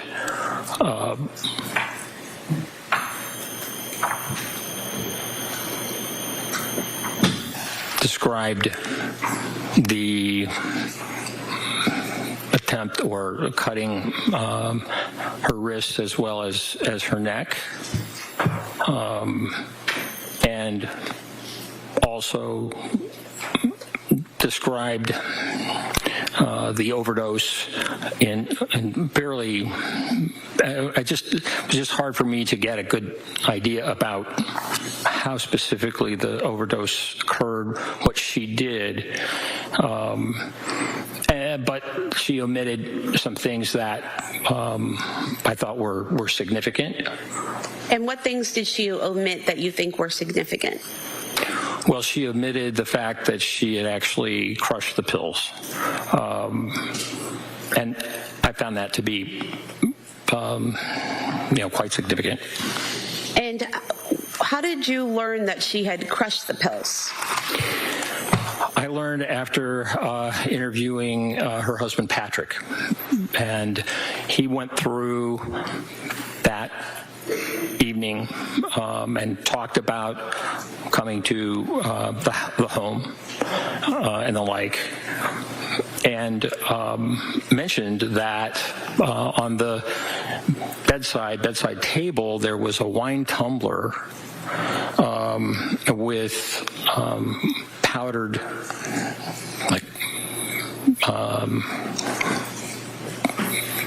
medication, crushed up medication, that there was still some in the wine tumbler. And I had not heard, she had not told me that she had actually crushed the medication. And I know that in Dr. Resnick's report, and also in what Lindsay Clancy told me, that she had lemonade in that wine tumbler when she took the overdose.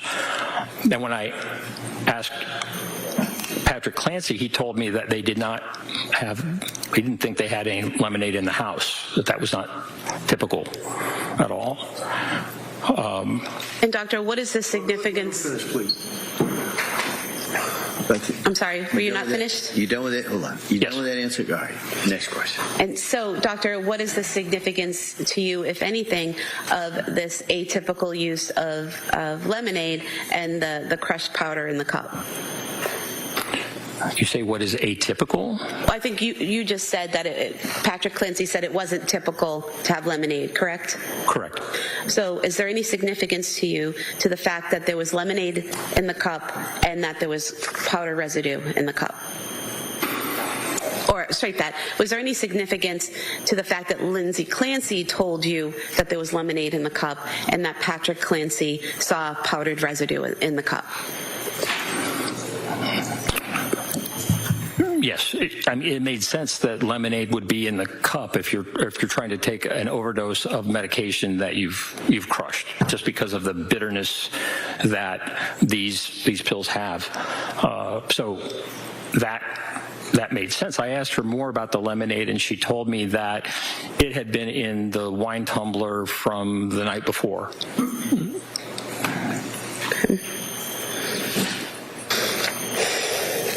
And in terms of the decision-making process, like what types of decisions is she making? Are you referring to, what to take and how to take it and when to take it and when to cut herself, those types of decisions?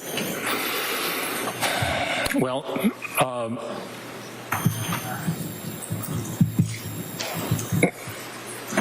crushing pills is really a challenge if you don't have the right equipment, if you don't have like a mortar and a pestle that they might have in a pharmacy.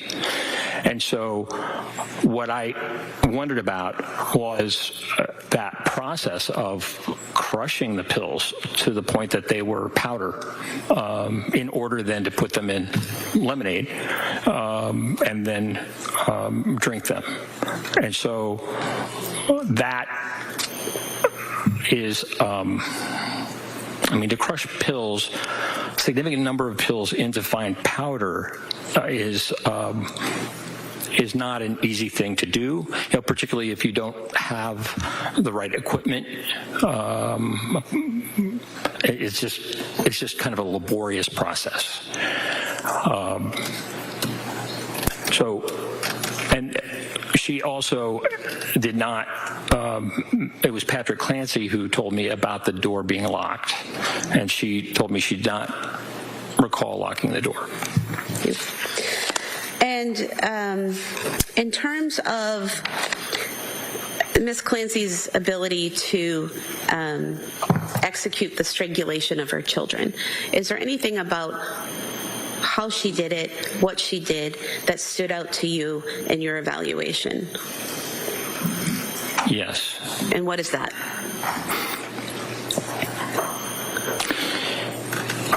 Ms. Clancy told me that she, after the phone call with her husband, she returned the call, that was when she took Dawson down the steps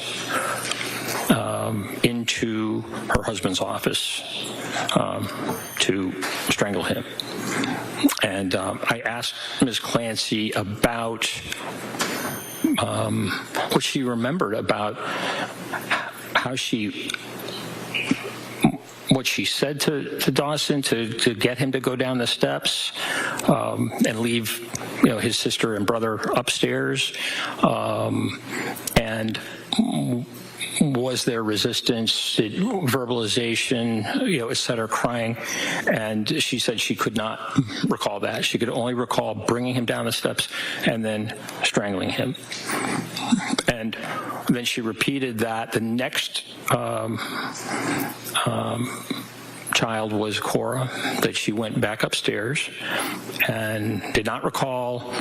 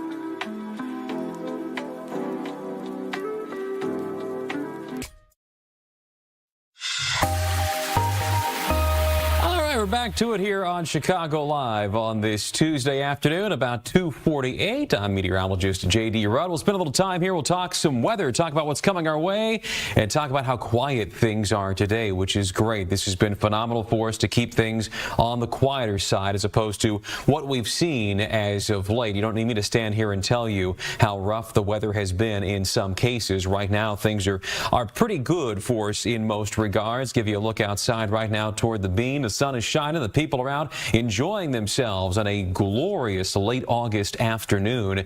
This easily could have ended up so much differently with thinking back how this month has been thus far. Statistics would tell us that as we go toward the end of August, early part of September, this is still severe weather season, and there are still chances for some showers and some thunderstorms. That's one of the things we'll talk about here as we go through this whole go around, is just what exactly is coming our way and what it is we got to keep an eye out for. So the main thing is going to be coming up tomorrow, a chance for some showers and some thunderstorms in some cases. Right now, beautiful day. It'll change in some regards by about mid to late afternoon on our Wednesday. Now this, as of right now, doesn't appear to be one of those days where it's going to be overly empowering with all day thunderstorms, but there's a window of opportunity here for a couple of these storms to roll through that could be on the more ornerier side, more so on the problematic side. So let's kind of detail this and go through it all and give an idea of what exactly is going to be happening. First off, there is this risk of severe weather for tomorrow. The areas in yellow, that is a level 2 out of 5 risk. This is mainly for, unfortunately, our Indiana counties, as it looks like this will be more of an Indiana problem than an Illinois problem. And just on the surface, we know that's not good because it's our northwest Indiana counties that are still, as of this day, as of this hour, as of this minute, have thousands of people who are without power and have been for a couple of weeks' time. Crews are trying to work to get that back on and get that going. My fear here is, do we see another line of storms that comes through and undoes the work that has been done over these past 10, 12, 14 days? So how does this shake out with Futurecast? Let's pick things up starting at around 5 o'clock tonight. Again, the rest of this afternoon, this evening, look to be on the great side. Fantastic time to be outside. No worries there whatsoever. We advance things forward a couple of hours. There's 7 o'clock tonight, maybe a little cloud cover in some cases. Otherwise, a delightful late August evening. Clouds start to increase as we head toward the midnight hour tonight. Some of the computer forecast model data is suggesting that there could be a couple of showers, maybe a rumble in southeastern Wisconsin between about midnight and say 5 a.m. Our latest computer forecast model does pick up on that a skosh. I've seen some other data suggesting it's mainly quiet for Illinois, but I think it'd be safe to say there is a chance along the Wisconsin-Illinois line for some rain, maybe some thunder late tonight, early tomorrow morning. The real heart of the matter comes in by, I think, tomorrow afternoon. A cold front will be coming through the area. The exact placement and timing of that front are going to be critical for us because that will set the stage for rain and thunder. Now, Futurecast 8:30 tomorrow morning shows just some cloud cover around in some cases. But if that sun shines out there enough and it starts to destabilize the atmosphere, looky here, just after the lunch hour, this is about 1:15 tomorrow. And I always caution on things like this. This is one run of one computer forecast model. Think of this differently. If you lined up 10 of your friends and you asked those friends, okay, name me your 10 favorite movies, your 10 best jokes, you're going to get different answers likely from each one of those friends. Maybe a couple of those friends do agree on the same thing. It's the same idea with computer forecast model data. This is just one model's opinion of what may happen, and there are other opinions out there. From the data that I've seen so far today, there is somewhat of an agreement here that a line of showers and storms begins to develop tomorrow afternoon somewhere along the Illinois and Indiana line and then quickly raises its way off to the east as the afternoon goes on. So as we pick Futurecast back up here, advance this a couple of hours, you see how things rapidly take off. And taking this model at its face value, by 4 o'clock tomorrow afternoon, this thing is long gone out of any of our hair. It now becomes a problem for southeastern Michigan in northwestern Ohio. It'd be great if that's what actually happens.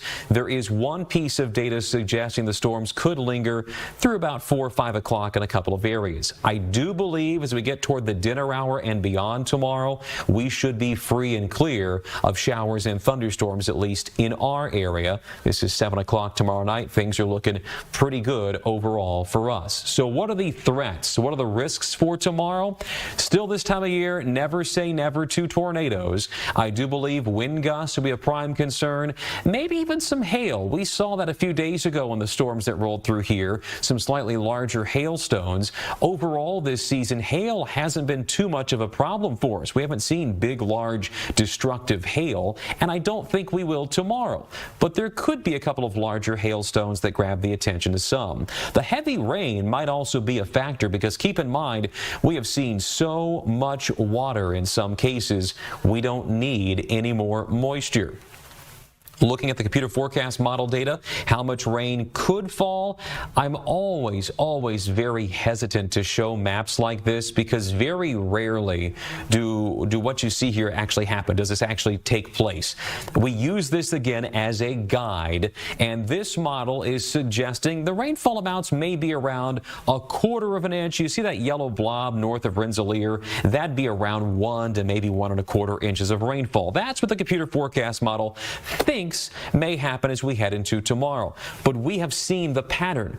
We humans know the pattern of this year, that when these storms come through, they are dumping buckets of rain, a lot of water in a small amount of time.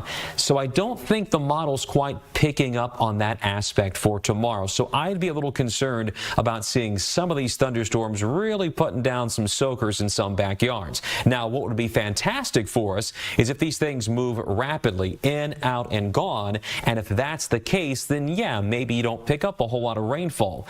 But given the overall pattern this year, the amount of moisture in the air, I wouldn't be shocked to see some heavier pockets of rain, especially right there in northwestern Indiana as we go throughout our day on Wednesday. So far officially in Chicago, we're at 4.23 inches at O'Hare. That's just shy of the full amount for the month, which is 4 1/4 inches. And that places this August as being one of the wetter ones aside from last year over recent years. I mean, last August it was over 5 inches grand total, but you look back at, say, years like 2023, just 1 1/3 inches total for the entirety of the month. Or how about 2020?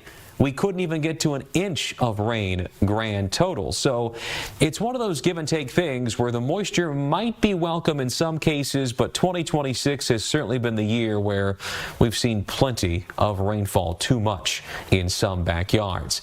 Here again, topside satellite and radar picture. Things are quiet for us right now. Matter of fact, most of the area pretty quiet. No major storm systems today, which is good news. We'll take that in the latter part of August. I touched on it a couple of minutes ago. Power outages still, literally thousands of people without power in Gary, Indiana areas, namely it's mainly Lake County, Indiana. That number is down considerably from where it was a couple of days ago and quite a bit from last week, but still this has been a couple of weeks and we still have thousands of customers who are without power. We like to show the percentage on this. It is down to just 1.25%. Still, we want to get that number down to 0. That would be ideal. The problem is you've got this chance for showers and thunderstorms coming up tomorrow. I think we're quiet and dry Thursday and Friday. There might be another chance to keep eyes on as we head into the weekend. Still early to iron out the details on that, but Saturday would hold the better chance of the 2 weekend days, and things should be quiet as we mosey our way on into Monday. So let's put all this together. 7-day forecast. 83 tomorrow, chance of showers and storms, and then hovering around 80 for Thursday and Friday, lower 80s on Saturday, a little warmer on Sunday. There may be something that lingers into the early morning hours of Monday. Again, the timing on this activity for Sunday, Monday is still in question and subject to change, so we might fine-tune that forecast as we get more into the weekend and certainly next week. But the overall takeaway, at least in the next 24 hours to 26 hours, is keeping our eyes eyes peeled for showers and storms tomorrow afternoon. That could be a little bit more on the ornery side as that front works its way through, with again wind gusts being a big concern for us. You can't rule out some hail and the potential for some very heavy rain, which some areas absolutely do not need any of that heavy rainfall. Our team will be here. We'll track it for you. We'll give you updates as needed going throughout the day on Wednesday. In the shorter term for this evening, enjoy tonight. No rain, no storms to deal with. And we've had some pretty decent overnights as well. So maybe if you can, open the windows up and cool things off that way and just kind of enjoy the beautiful weather for the late August time frame before things get a little more rambunctious as we work our way into tomorrow.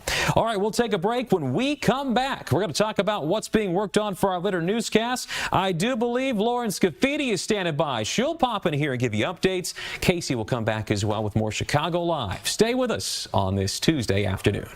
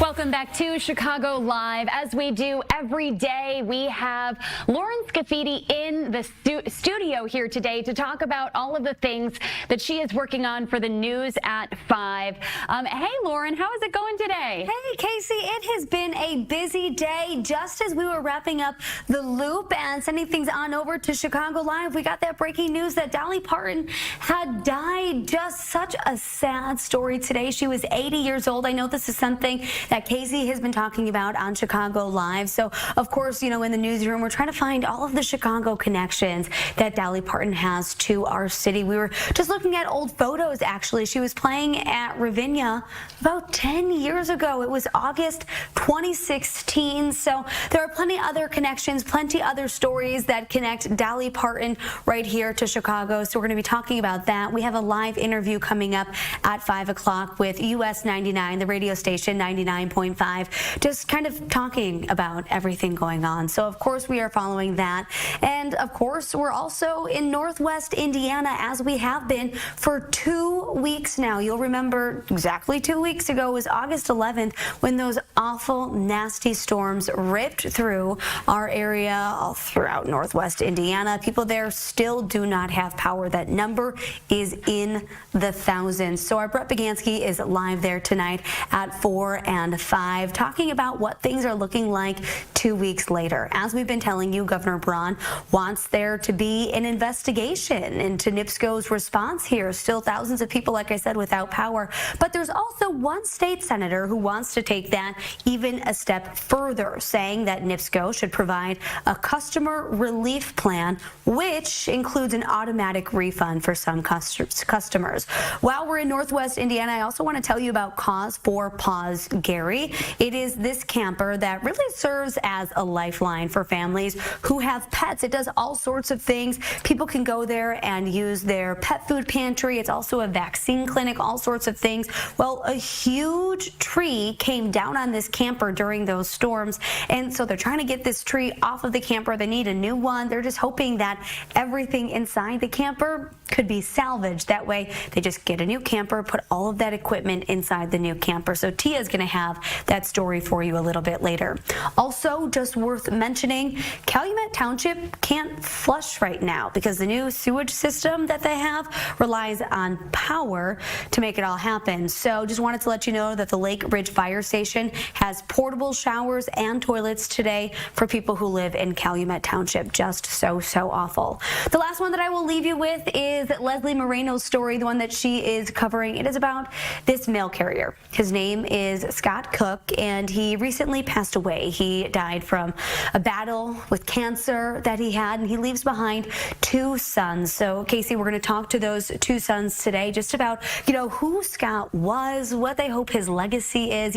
People who knew Scott said that his kids, of course, were his world. And he means so much to people in the community, too, right? I mean, I think about the mail carriers in your neighborhood. They are so absolutely. much more than just a mail carrier, right? No, it's true. They become part of family, and you get to know them, and you have a connection with them, especially those who have been serving in your neighborhood for so long. Exactly. Yeah, he is a friend to so many. He does a job that so many people rely on him for, and it just sounds like he is so missed. So I'm glad that we'll be able to talk to those sons, get to know a little bit more about them. All right, Lauren, thank you so much for getting us up to speed. We appreciate it. Yeah. All right. Okay, we do want to switch gears now. We need to take things out to a press conference that is underway now. This after a manhunt. Actually, no press conference, but we do have a shot of this here. Let's take a look. Let me see from our producer here, what exactly are we looking at here? We will get more information on that, but stay with us. We will be right back after the break.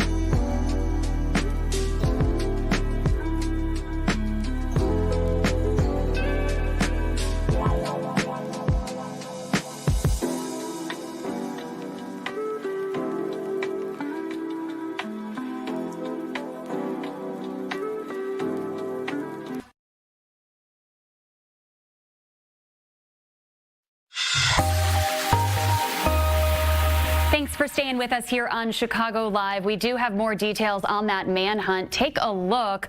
This is stemming from an incident where authorities were transporting a suspect. This is Sky Fox video in Porter County, Indiana. Indiana State Police say a suspect escaped from federal transport along I-94 just south of the Indiana Dunes. Law enforcement members are there looking for this person. It is unclear how they managed to escape seemingly from a moving transport. It is also unclear why they were being transported, where they were heading exactly, but we are getting word that they may have been being moved either from Indiana to Michigan or vice versa. Again, this suspect escaped a federal transport and officials are now in the area. Did we just get word from our producer? Did they find that person just yet? This is just into our newsroom here. You could see another choppers there. No word yet if they have located that suspect, but again, this is taking place in Porter County, Indiana.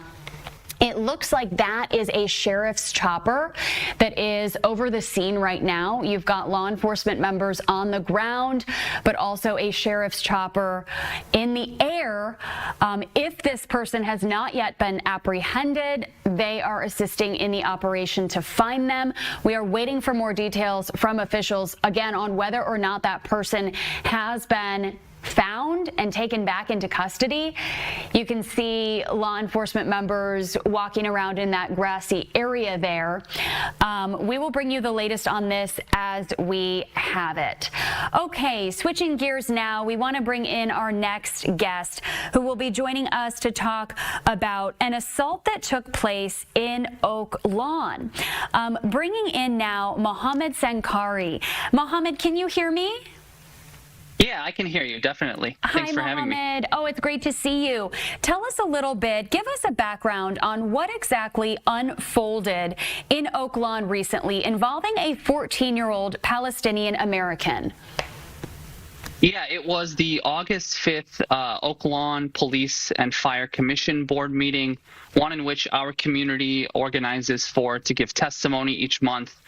This 14-year-old teen this 14-year-old child approached when he was called for his public comment, exchanged some words with the chair of the commission, who then said, "Well, you now lose your right to speak because I don't like what you're saying." At that point, he kind of sicked the Oak Lawn cops on this child. They pulled him out. They picked him up, slammed him into a counter in the back, and put him into a chokehold. And at that point, they dragged him out of the room alongside his mother. So this was a really horrific act of violence committed by the Oak Lawn Police. And so we are going to be mobilizing our community today at the Oak Lawn Village Board meeting to make our voices heard in rejection of this kind of violence. What time, Mohammed, is that meeting? And I understand you're also holding a press conference prior to the meeting. That's correct. We'll be hosting a press conference at 6 p.m. with community members, affected families who have also been impacted by Oak Lawn police violence or negligence based on their anti-Arab racism. That press conference is at 6 p.m. outside of the Village Board. We'll be attending the subsequent 7:30 p.m. Village Board meeting. And this is not the first time that you and the Arab American Action Network have reported to Oak Lawn for other incidents in the past that we have covered. Give us a little bit of background on the history there. Yeah, well, about 4 years ago, the Oak Lawn Police, it was caught on video that they brutally assaulted a child, a teenager who was 17 years old, to the point of causing him internal bleeding in his brain and breaking his pelvis. They then charged him with a number of charges, and after his criminal case was done, the Oak Lawn Police ended up paying out the family over $850,000 because of their misconduct. Just a year after that, the Oak Lawn Police allowed a white driver who admitted to have been drinking, who struck and killed an Arab man in Oak Lawn with her car, to leave the scene of the crime. after she refused to take a field sobriety test. They let her go with nothing more than a speeding ticket. And in fact, they didn't even investigate anything. They didn't investigate the bar where she had been drinking or anything prior to that. And so this is a repeated pattern of either negligence, willful negligence, or it's just direct violence and civil rights violations by the Oaklawn Police Department. This is why for years now we've been going to the Police and Fire Commission board meetings to speak in public comment, and also have a campaign to demand that Attorney General Kwame Raoul look into the repeated violations of the rights of our community and other communities of color by the Oaklawn Police. Tell us a little bit more about that 14-year-old. Where are they now? And we understand that their mom had gone to get them out of jail. What happened when she responded to the jail? Yeah, so just a clarification. The 14-year-old was not arrested. He was brutalized. His mother took him to the hospital after the board meeting to document his injuries at the hands of the police. And then 2 days later, the Oaklawn police sent 6 officers to the mother's home, pounding on the door, demanding to see her. When her attorneys followed up with the Oaklawn police, they then said that they wanted to file charges against the mother. They've since charged the mother with 3 misdemeanor charges. She was processed. We stood with her. She submitted herself to processing at the Oaklawn Police Department. The Oaklawn police, in fact, attempted to charge her with a felony and failed to secure a felony, an agreement from the state's attorney's office to charge the mother with a felony. This is nothing more than the Oaklawn police realizing that they messed up royally by assaulting and putting a teen in an illegal chokehold, and now trying to backpedal and cover their tracks. So the mother is charged with 3 misdemeanors. We'll be standing alongside her as she goes through the court system to beat these bogus charges. And dozens of people are expected to join you there tonight. What has the community response been? The community response has been disgust and outrage, to be frank. Again, what we have said very clearly is if officers are allowed to beat teenagers, if officers are allowed to disproportionately stop, 36% of traffic stops are of black drivers in a village that has a 7% black population. If this is the kind of conduct that police are able to get away with day after day after day, then no community is safe. That has been our message for years. That is why we're demanding the Attorney General comes out. That's why the community will be standing alongside us today to demand accountability and justice for this young man, for the other families, such as the family of Murad Kurdi, and for all community members who are impacted by Oaklawn's police negligence and racism. Mohammed, thank you so much for joining us. Is there anything else that you want to share with our viewers? That's it. Thank you so much for having me. And again, I would ask that folks look at the Arab American Action Network. You can see all of our social media. You can see our statements about what's been happening in Oaklawn Village.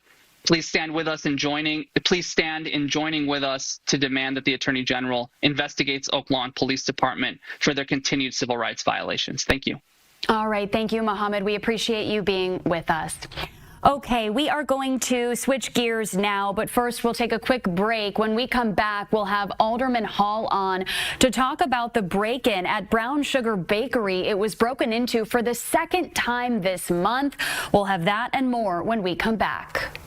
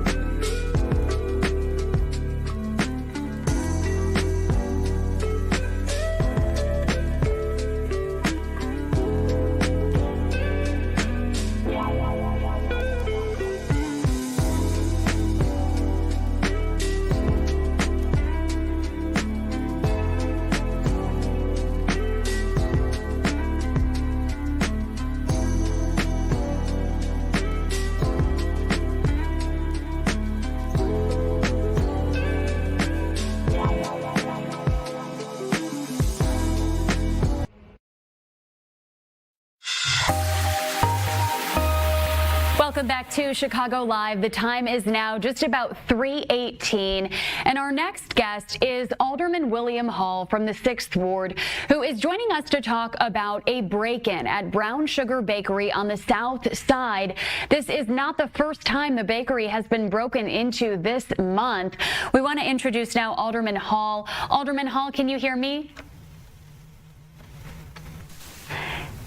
All right. Thank you so much for being with us. So walk us through, just to start, tell us a little bit about when this latest break-in happened.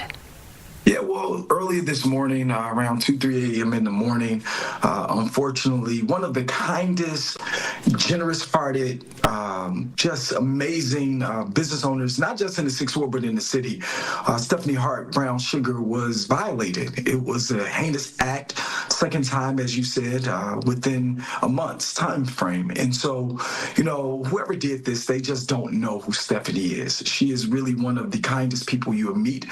And as a community, moments like this remind us that we don't run, we're not afraid, we just come together and we invest, we reinvest. And so I want to give credit where credit is due for the charitable act, our State Senator L.G. Sims, who has sponsored 206 free slices of cake.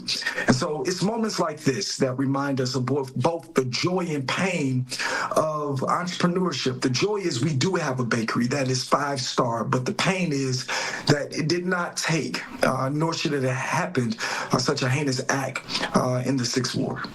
And Alderman Hall, we understand that this is a cashless business, and there are signs that are clearly posted showing that there is no cash in the registers. What did the offenders do? Did they just cause damage and destruction inside? Yeah, what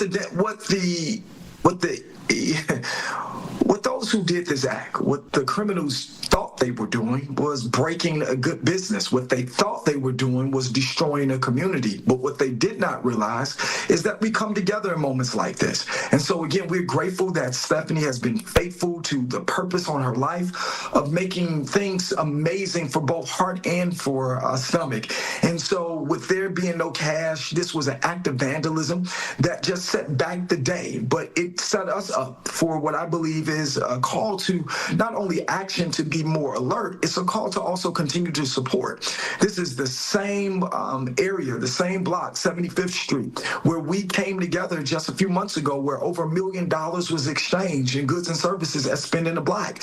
This is the same James Beard Award-winning Limbs as her neighbor. And so this is a very big, thriving part of Chicago's community and Chicago's economy. And so what we know is that, again, we come together, we build together, and we realign and we restore together. And that's what we're doing. We're reminding everyone of not only the power of unity inside of our community, but what a good treat that we have, that we will make sure that she's treated right in our city. And she has had such an amazing outpouring of support, not just this time, but the first time it happened as well. Have you gotten a chance to speak with Stephanie today, and what have the emotions been like from her? Well, I'm on my way. Today, we have had a lot of senior issues in our ward, still some challenges that our seniors are facing post the storm, making sure that, you know, those in need, especially our 55 and up, are being taken care of. And so there's a few situations that were very concerning about some living conditions. And so soon I'm on my way to get something sweet, but moreover to continue to encourage. She is, again, a lifeline to our city. And again, where would we be if we didn't have a sweet tooth? And so this is, again, an opportunity for us to not only support, but it's an opportunity for us to come together and to invest together. And also, let us not forget that this is not who our ward is. This is not the depths of our ward. This is one moment that will not divide us. This is one moment that will not destroy the business. And this is one moment in which we'll take a bigger step in building up community in the 6th Ward. And what has it been like for you to see the support that has surrounded Stephanie in the wake of yet another break-in? Yeah, this is who we are. It almost reminds me of the revival that we had with Spend in the Black, where Stephanie had the opportunity to open up her bakery into the world. And she continued on that day to break a record financially. And so what this reminds me of is that type of energy of we got you. And that's the energy that makes, I believe, the 6th Ward a very special place, is that we have each other's back. And again, no matter what the situation is, we figure out how to work together, how to serve together, and how to rebuild together. And so this was a setup. This ain't a setback. This is a setup for what I believe will be a reminder that we got each other's back. And again, those who did this, we pray for mercy, but we pray that they get their minds right. This is clearly an act that's connected to some type of mental illness. To know that there's nothing, it's posted, no cash, and you still break a window. There's something on the inside of that person that needs to be fixed. And I thank God for our police department, 3rd District, one of the best in the city of Chicago. I thank God for Commander Claggett, who has done a great job continuously, years of service in this here ward. And so his amazing team, sergeants on his left and right, and those who patrol, they were right there on the spot doing what they do best, which is to serve and to continue to protect. And so we're going to also look at our SSA. Our SSA has a commitment to this sector, our corridor. And so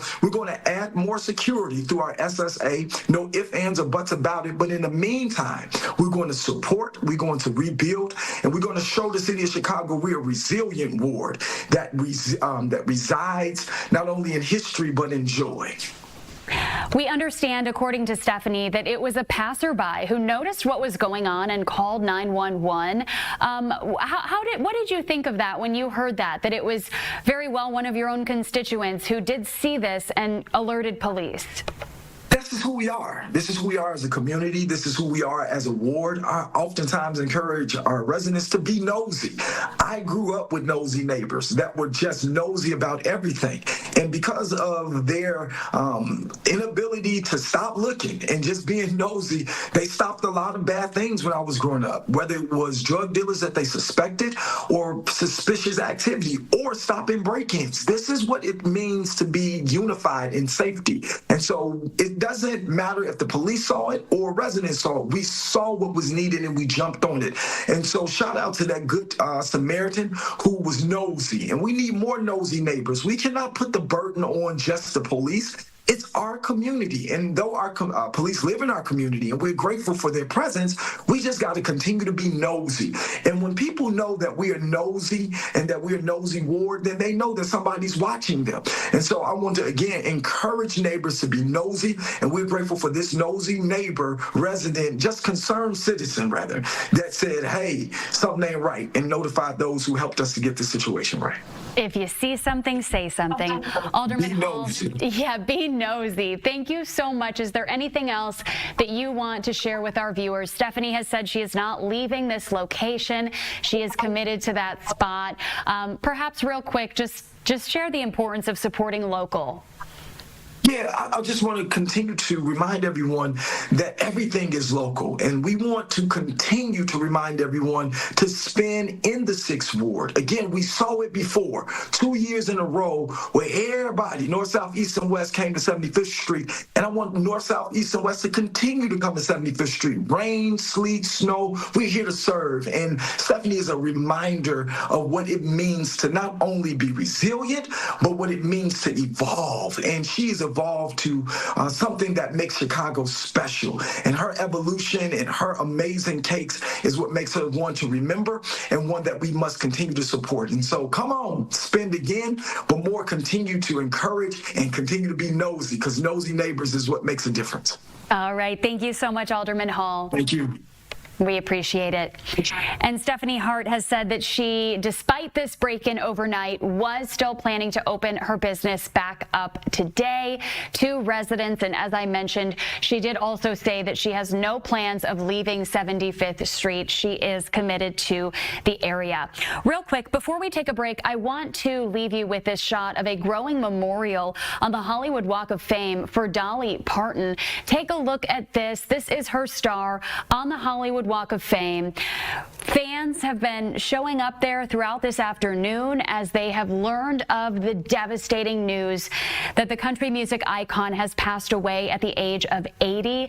Her nephew took to her Instagram page and left a video that shared the news of her passing. He said that years ago, she had asked him to be the one to do this when the time came. He said that it comes with both pride to be the one to do it, but also sadness, of course, as he has lost his aunt, a beloved family member, but also a beloved musician to so many people. So we'll leave you with this shot for just another minute or so before we take a quick break.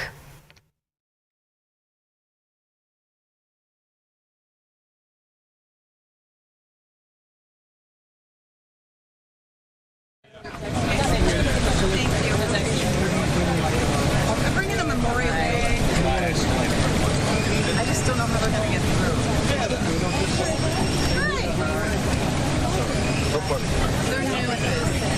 We lost our florist for years. So we'll see. I gotta be on the lookout.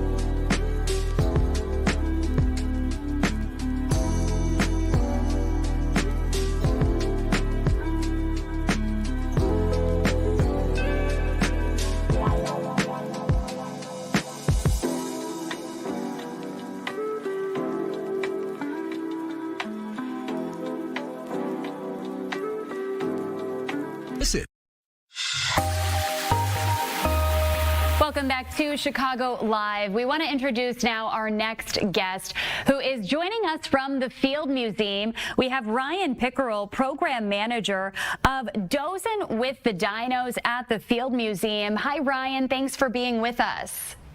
Hi, thanks for having me.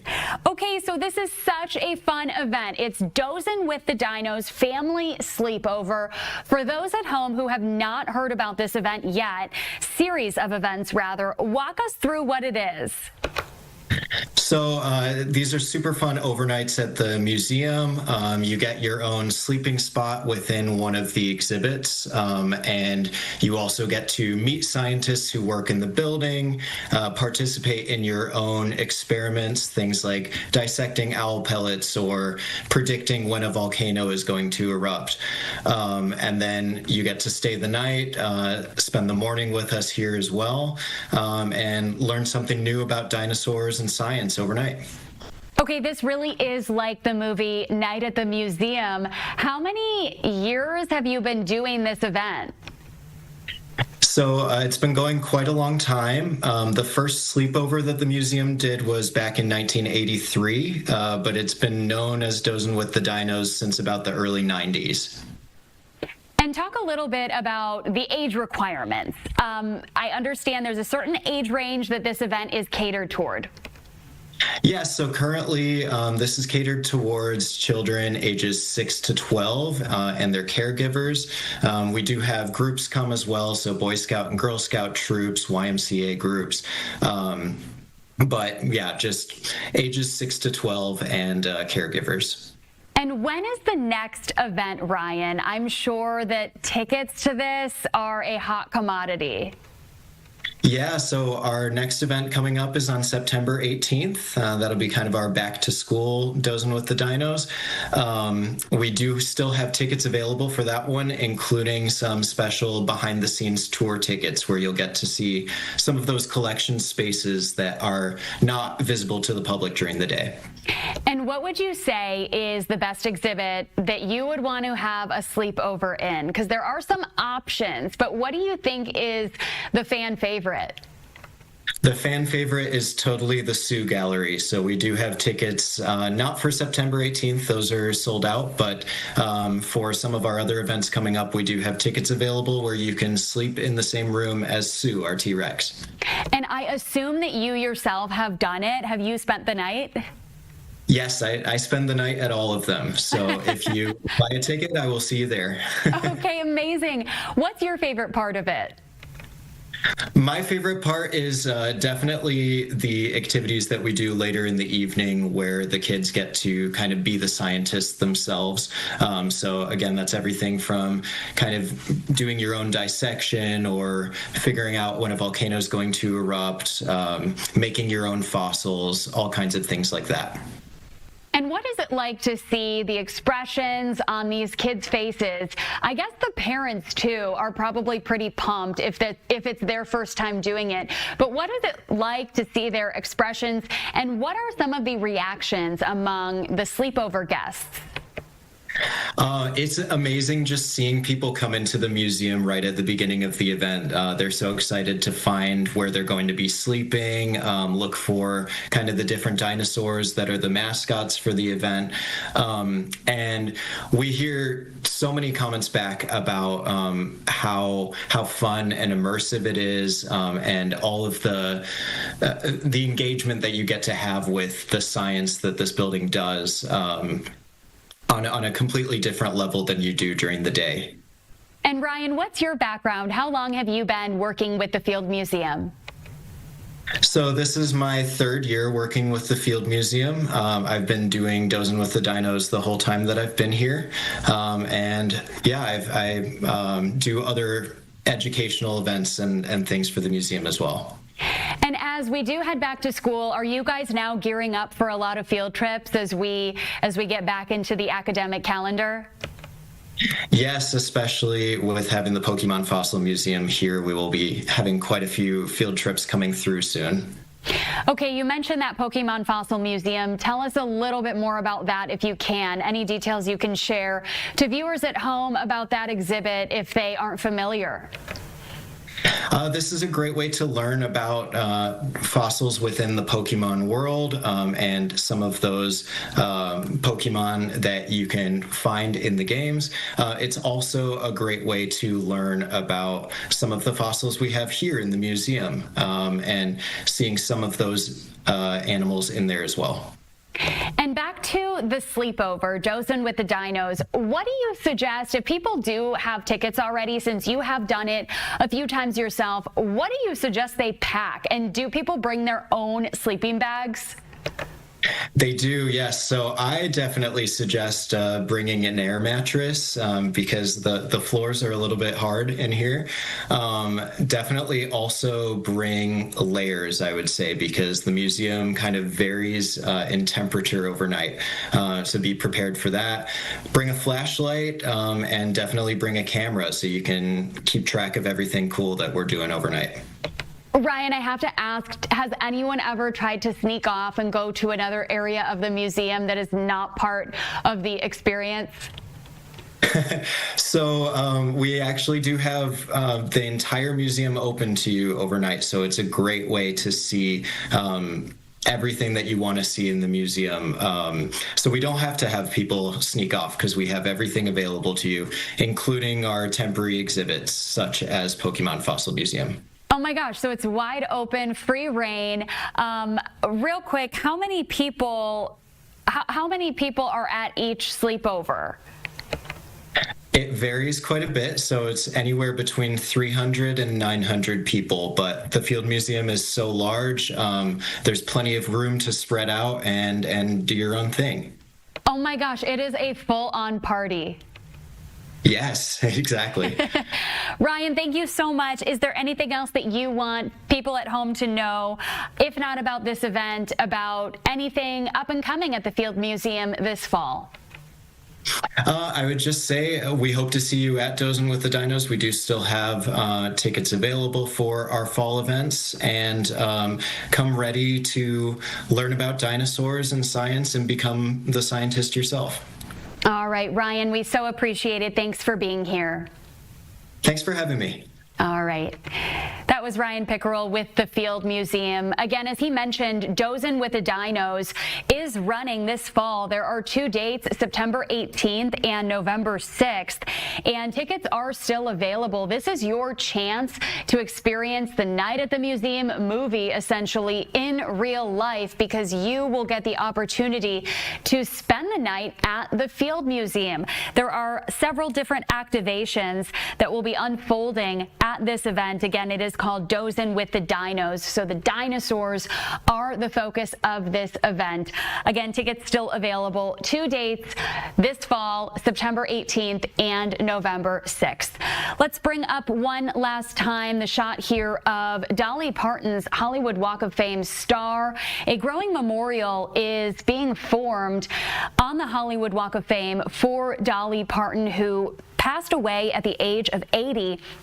This news was just announced this afternoon, actually just about a couple minutes before we were getting ready to start Chicago Live.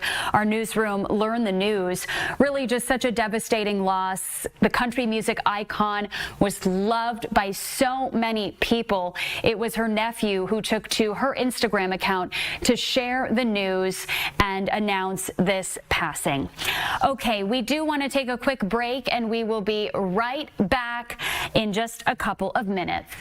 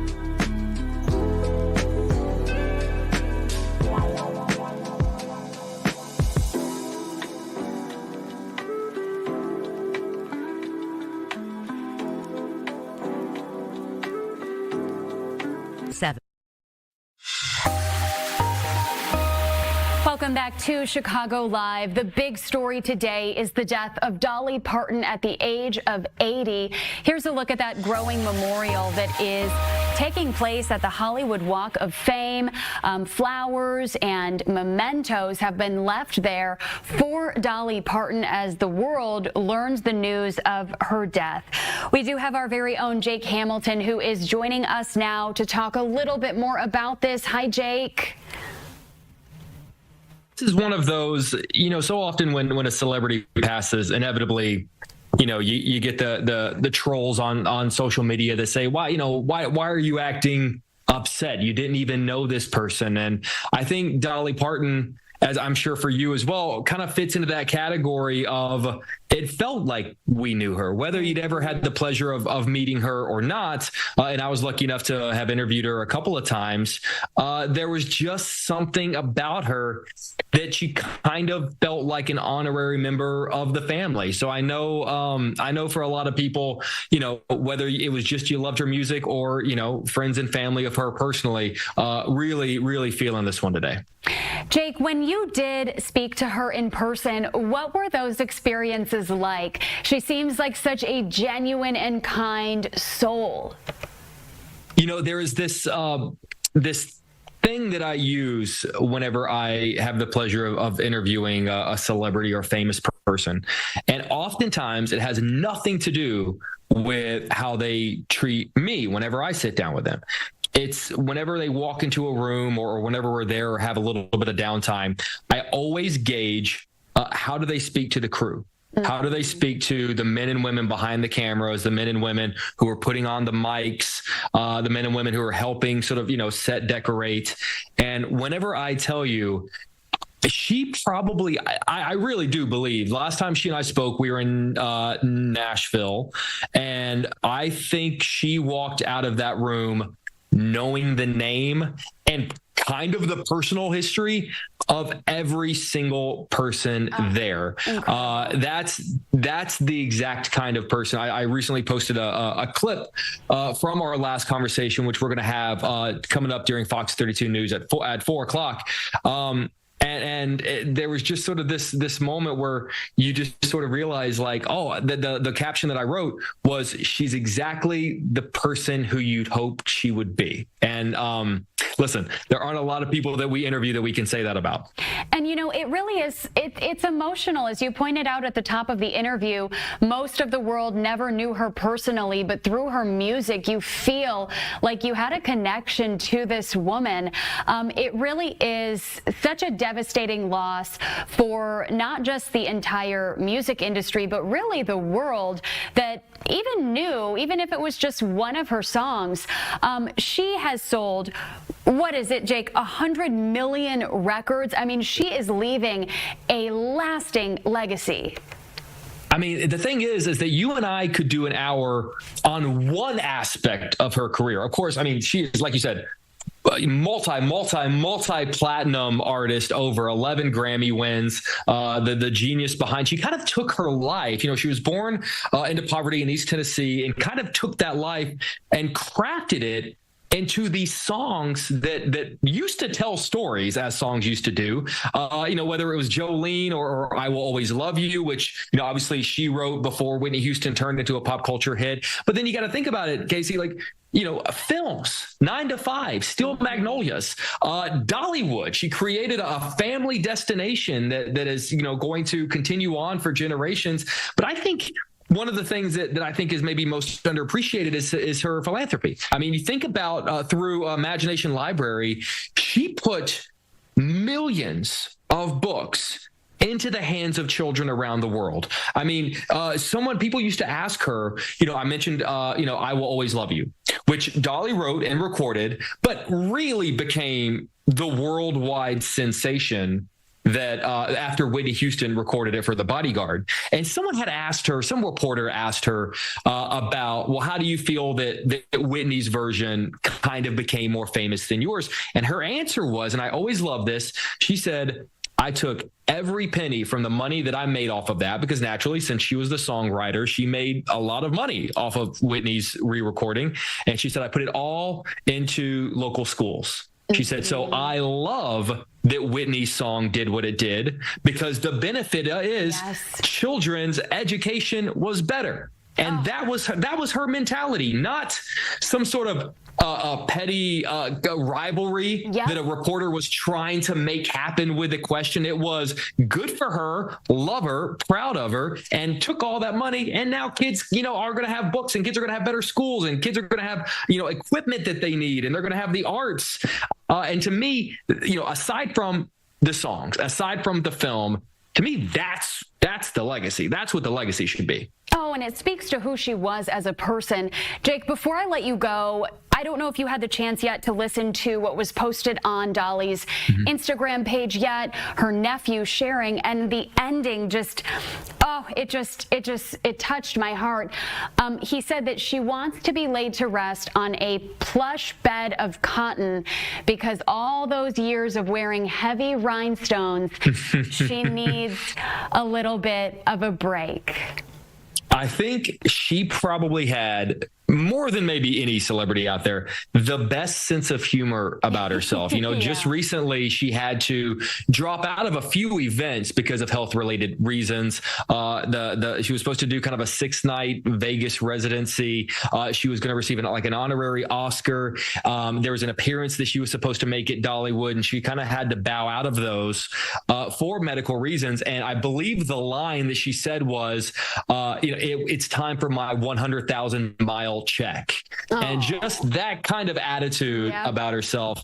One of the lines that she has in our interview coming up in the 4:00 hour, we're talking about the song Jolene, because I was speaking to her during the 50th anniversary of that song, and she said, if you're familiar with the history of the song, it's basically about a woman trying to steal her husband. And she said, I thought a long time a certain way about her, but she made me a lot of money, so I'm thinking a little differently about her now. And I just love that kind of that sort of it. And that's who she was. Yep, absolutely. Jake, thank you so much for popping on here to chat with us about this. We so appreciate it.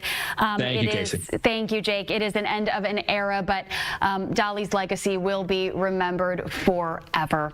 Stay with us here on Chicago Live. We're taking a quick break, and we have one more guest that we will bring in when we come back. Stay right here.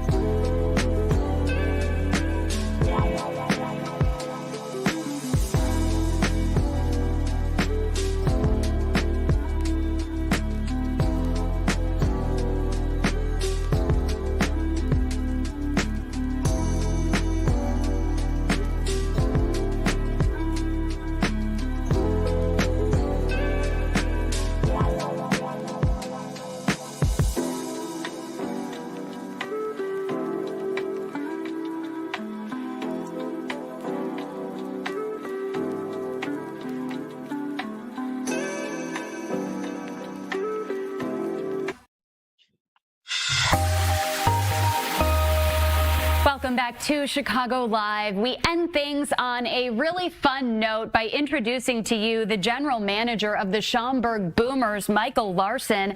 Michael, are you with us? Yeah, I'm here. You got me? I got you. Thank you so much for being with us. We appreciate it. So just to kick things off, tell us a little bit about the season that you have had so far. You are heading into the final stretch. It's been a wild one. It's been up and down on the baseball side. It's been up and down on the weather side. But it's beautiful now, and we're sitting 2 games up in the division. Coop's ready to party. We've only got 9 home games left. We're starting a 9-game homestand tonight. And finishes up next Thursday. It's been a great year. I mean, it's been awesome. We've got pitching, we got hitting. We're ready to go and see if we can make another run. We've been in 6 of the last 12 league championship series, and we're hoping to make that 7 out of 13. And where are you right now? Are you at a practice? And please introduce us to the special guest next to you. Yeah, the scene stealer to my left here is obviously Coop, our beloved mascot. Loves to goof around, loves to have fun with the fans. But I'm standing right behind batting practice here as we're getting ready for tonight's game against Evansville, another playoff contender. So we got to really bring it tonight. But yeah, it's going to be a beautiful day. I mean, we've had so much this summer with rain or smoke coming in from wherever that it's just great to be standing out here in the sun. It is. You guys have a gorgeous day. For those at home who aren't as familiar with the Schaumburg Boomers, tell us a little bit about what makes this organization unique. Well, we're stationed here in the northwest suburbs, obviously, in Schaumburg. The league itself is the largest MLB partner league. So if you're into baseball or not into baseball, doesn't matter. It's still going to be a great time. But yeah, we're an MLB partner league, goes from here to the East Coast. So it's got Quebec, New York, St. Louis, all across the country here on this side. And, we're a pretty good team, and we consistently win. But the ballpark itself is absolutely gorgeous. We're here in Wintrust Field, and it's really kind of baseball the way you remember it. I mean, we treat everybody as valuable guests. We don't nickel and dime people. We don't charge for parking. We keep a great ballpark atmosphere, whether you're coming out with your kids or you want to just come out with some friends and have some beers. If you want to do an office outing, whatever, it's an absolute blast out here at Wintrust Field. And it's just a great time. We've got awesome stuff coming up this weekend. We got fireworks on Friday night. You're going to keep dancing. Do I need to dance with you? No? All right. Yeah, Michael, tell us fireworks a little bit. This weekend. It's awesome. Yeah, tell us more about some of those special event nights that you have coming up, and maybe the ones that you're most looking forward to. Well, with 9 games left, we still got a bunch. I mean, tonight's beautiful. Tomorrow night, we've got pro wrestling tonight. We got the Road Dogg, Jesse James, and Billy Gunn, formerly known as the New Age Outlaws, here as special guests. We've got Friday night with Chicago Burbs Night, where we're celebrating all of the Chicago suburbs. We got a mascot just circling me rapidly. He's running circles around you. Fireworks Friday. Saturday, we've got a giveaway, windbreakers to the first 1,500 fans. Next Thursday, Fan Appreciation Night. You're going to want to come out for this, too. Whether you've seen it or not, we do these awesome drone and fireworks shows. So this is next Thursday, the September 3rd. Post-game, we do drones and fireworks simultaneously. Luckily, they don't hit each other. And it's an absolute spectacular show. Definitely want to come out for that, and that would be the last regular season home game. And what are some of the players? Who are some of the players that you want fans to keep an eye on as we head into this final stretch? So we got some great players. We got our closer back after he was in Mexico. Daryl Thompson, he's right back here today for the stretch. We got Chase Dawson back. He was playing in the World Baseball Classic for Team Nicaragua. But we're kind of known for our Calarco brothers. We've got from Wilmette here, Illinois, we've got Anthony, who was the league MVP last year, and his brother Alex, our star catcher. Those 2 guys are already ready to bop it. There's couple of them right behind me. Banks Tolley, always ready to hit it out. Christian Fedko, you never know if he's going to hit a home run, a double, or start doing karaoke. It could be any of those things at any given time. Roster's absolutely stacked with fun guys. I've been doing baseball for 21 years, and this is probably the favorite group of players that I've had on a roster in terms of just personality and fun with the fans and getting out there. Okay, and last year you had a memorable year with the Frontier League Championship Series. Talk about how that really bonded the team even more. Yeah, it was. I mean, it came down to the wire. You couldn't get any tighter than that. It was a best-of-5 series against Quebec, and we were tied in the 9th inning before we ultimately fell. But it was an absolute blast. That whole ride getting there, going through multiple rounds of the playoffs, going through the season. Everybody was really bummed by the result, but we had an absolute amazing season to get to that point, and a lot of those guys are back here, and we're ready to kind of see if we can't finish it off this time. Michael, what's your favorite part of game night?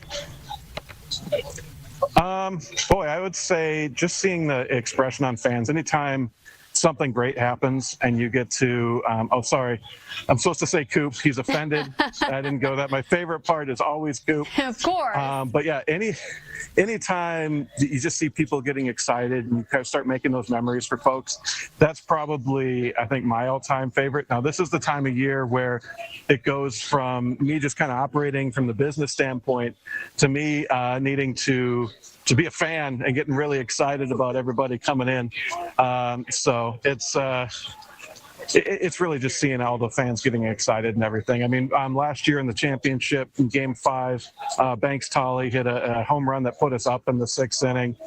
Crowd went absolutely berserk, and that was awesome to see. We ended up, not winning that one, but he did have an absolutely epic bat flip. So that was fun to see.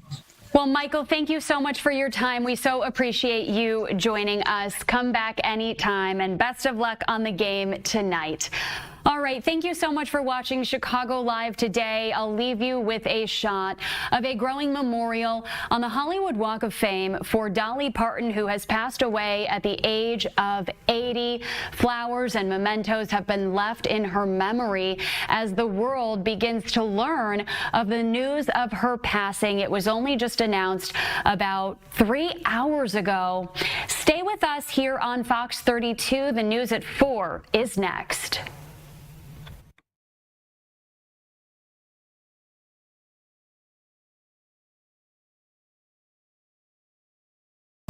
Live from Chicago, this is Fox 32 News at 4.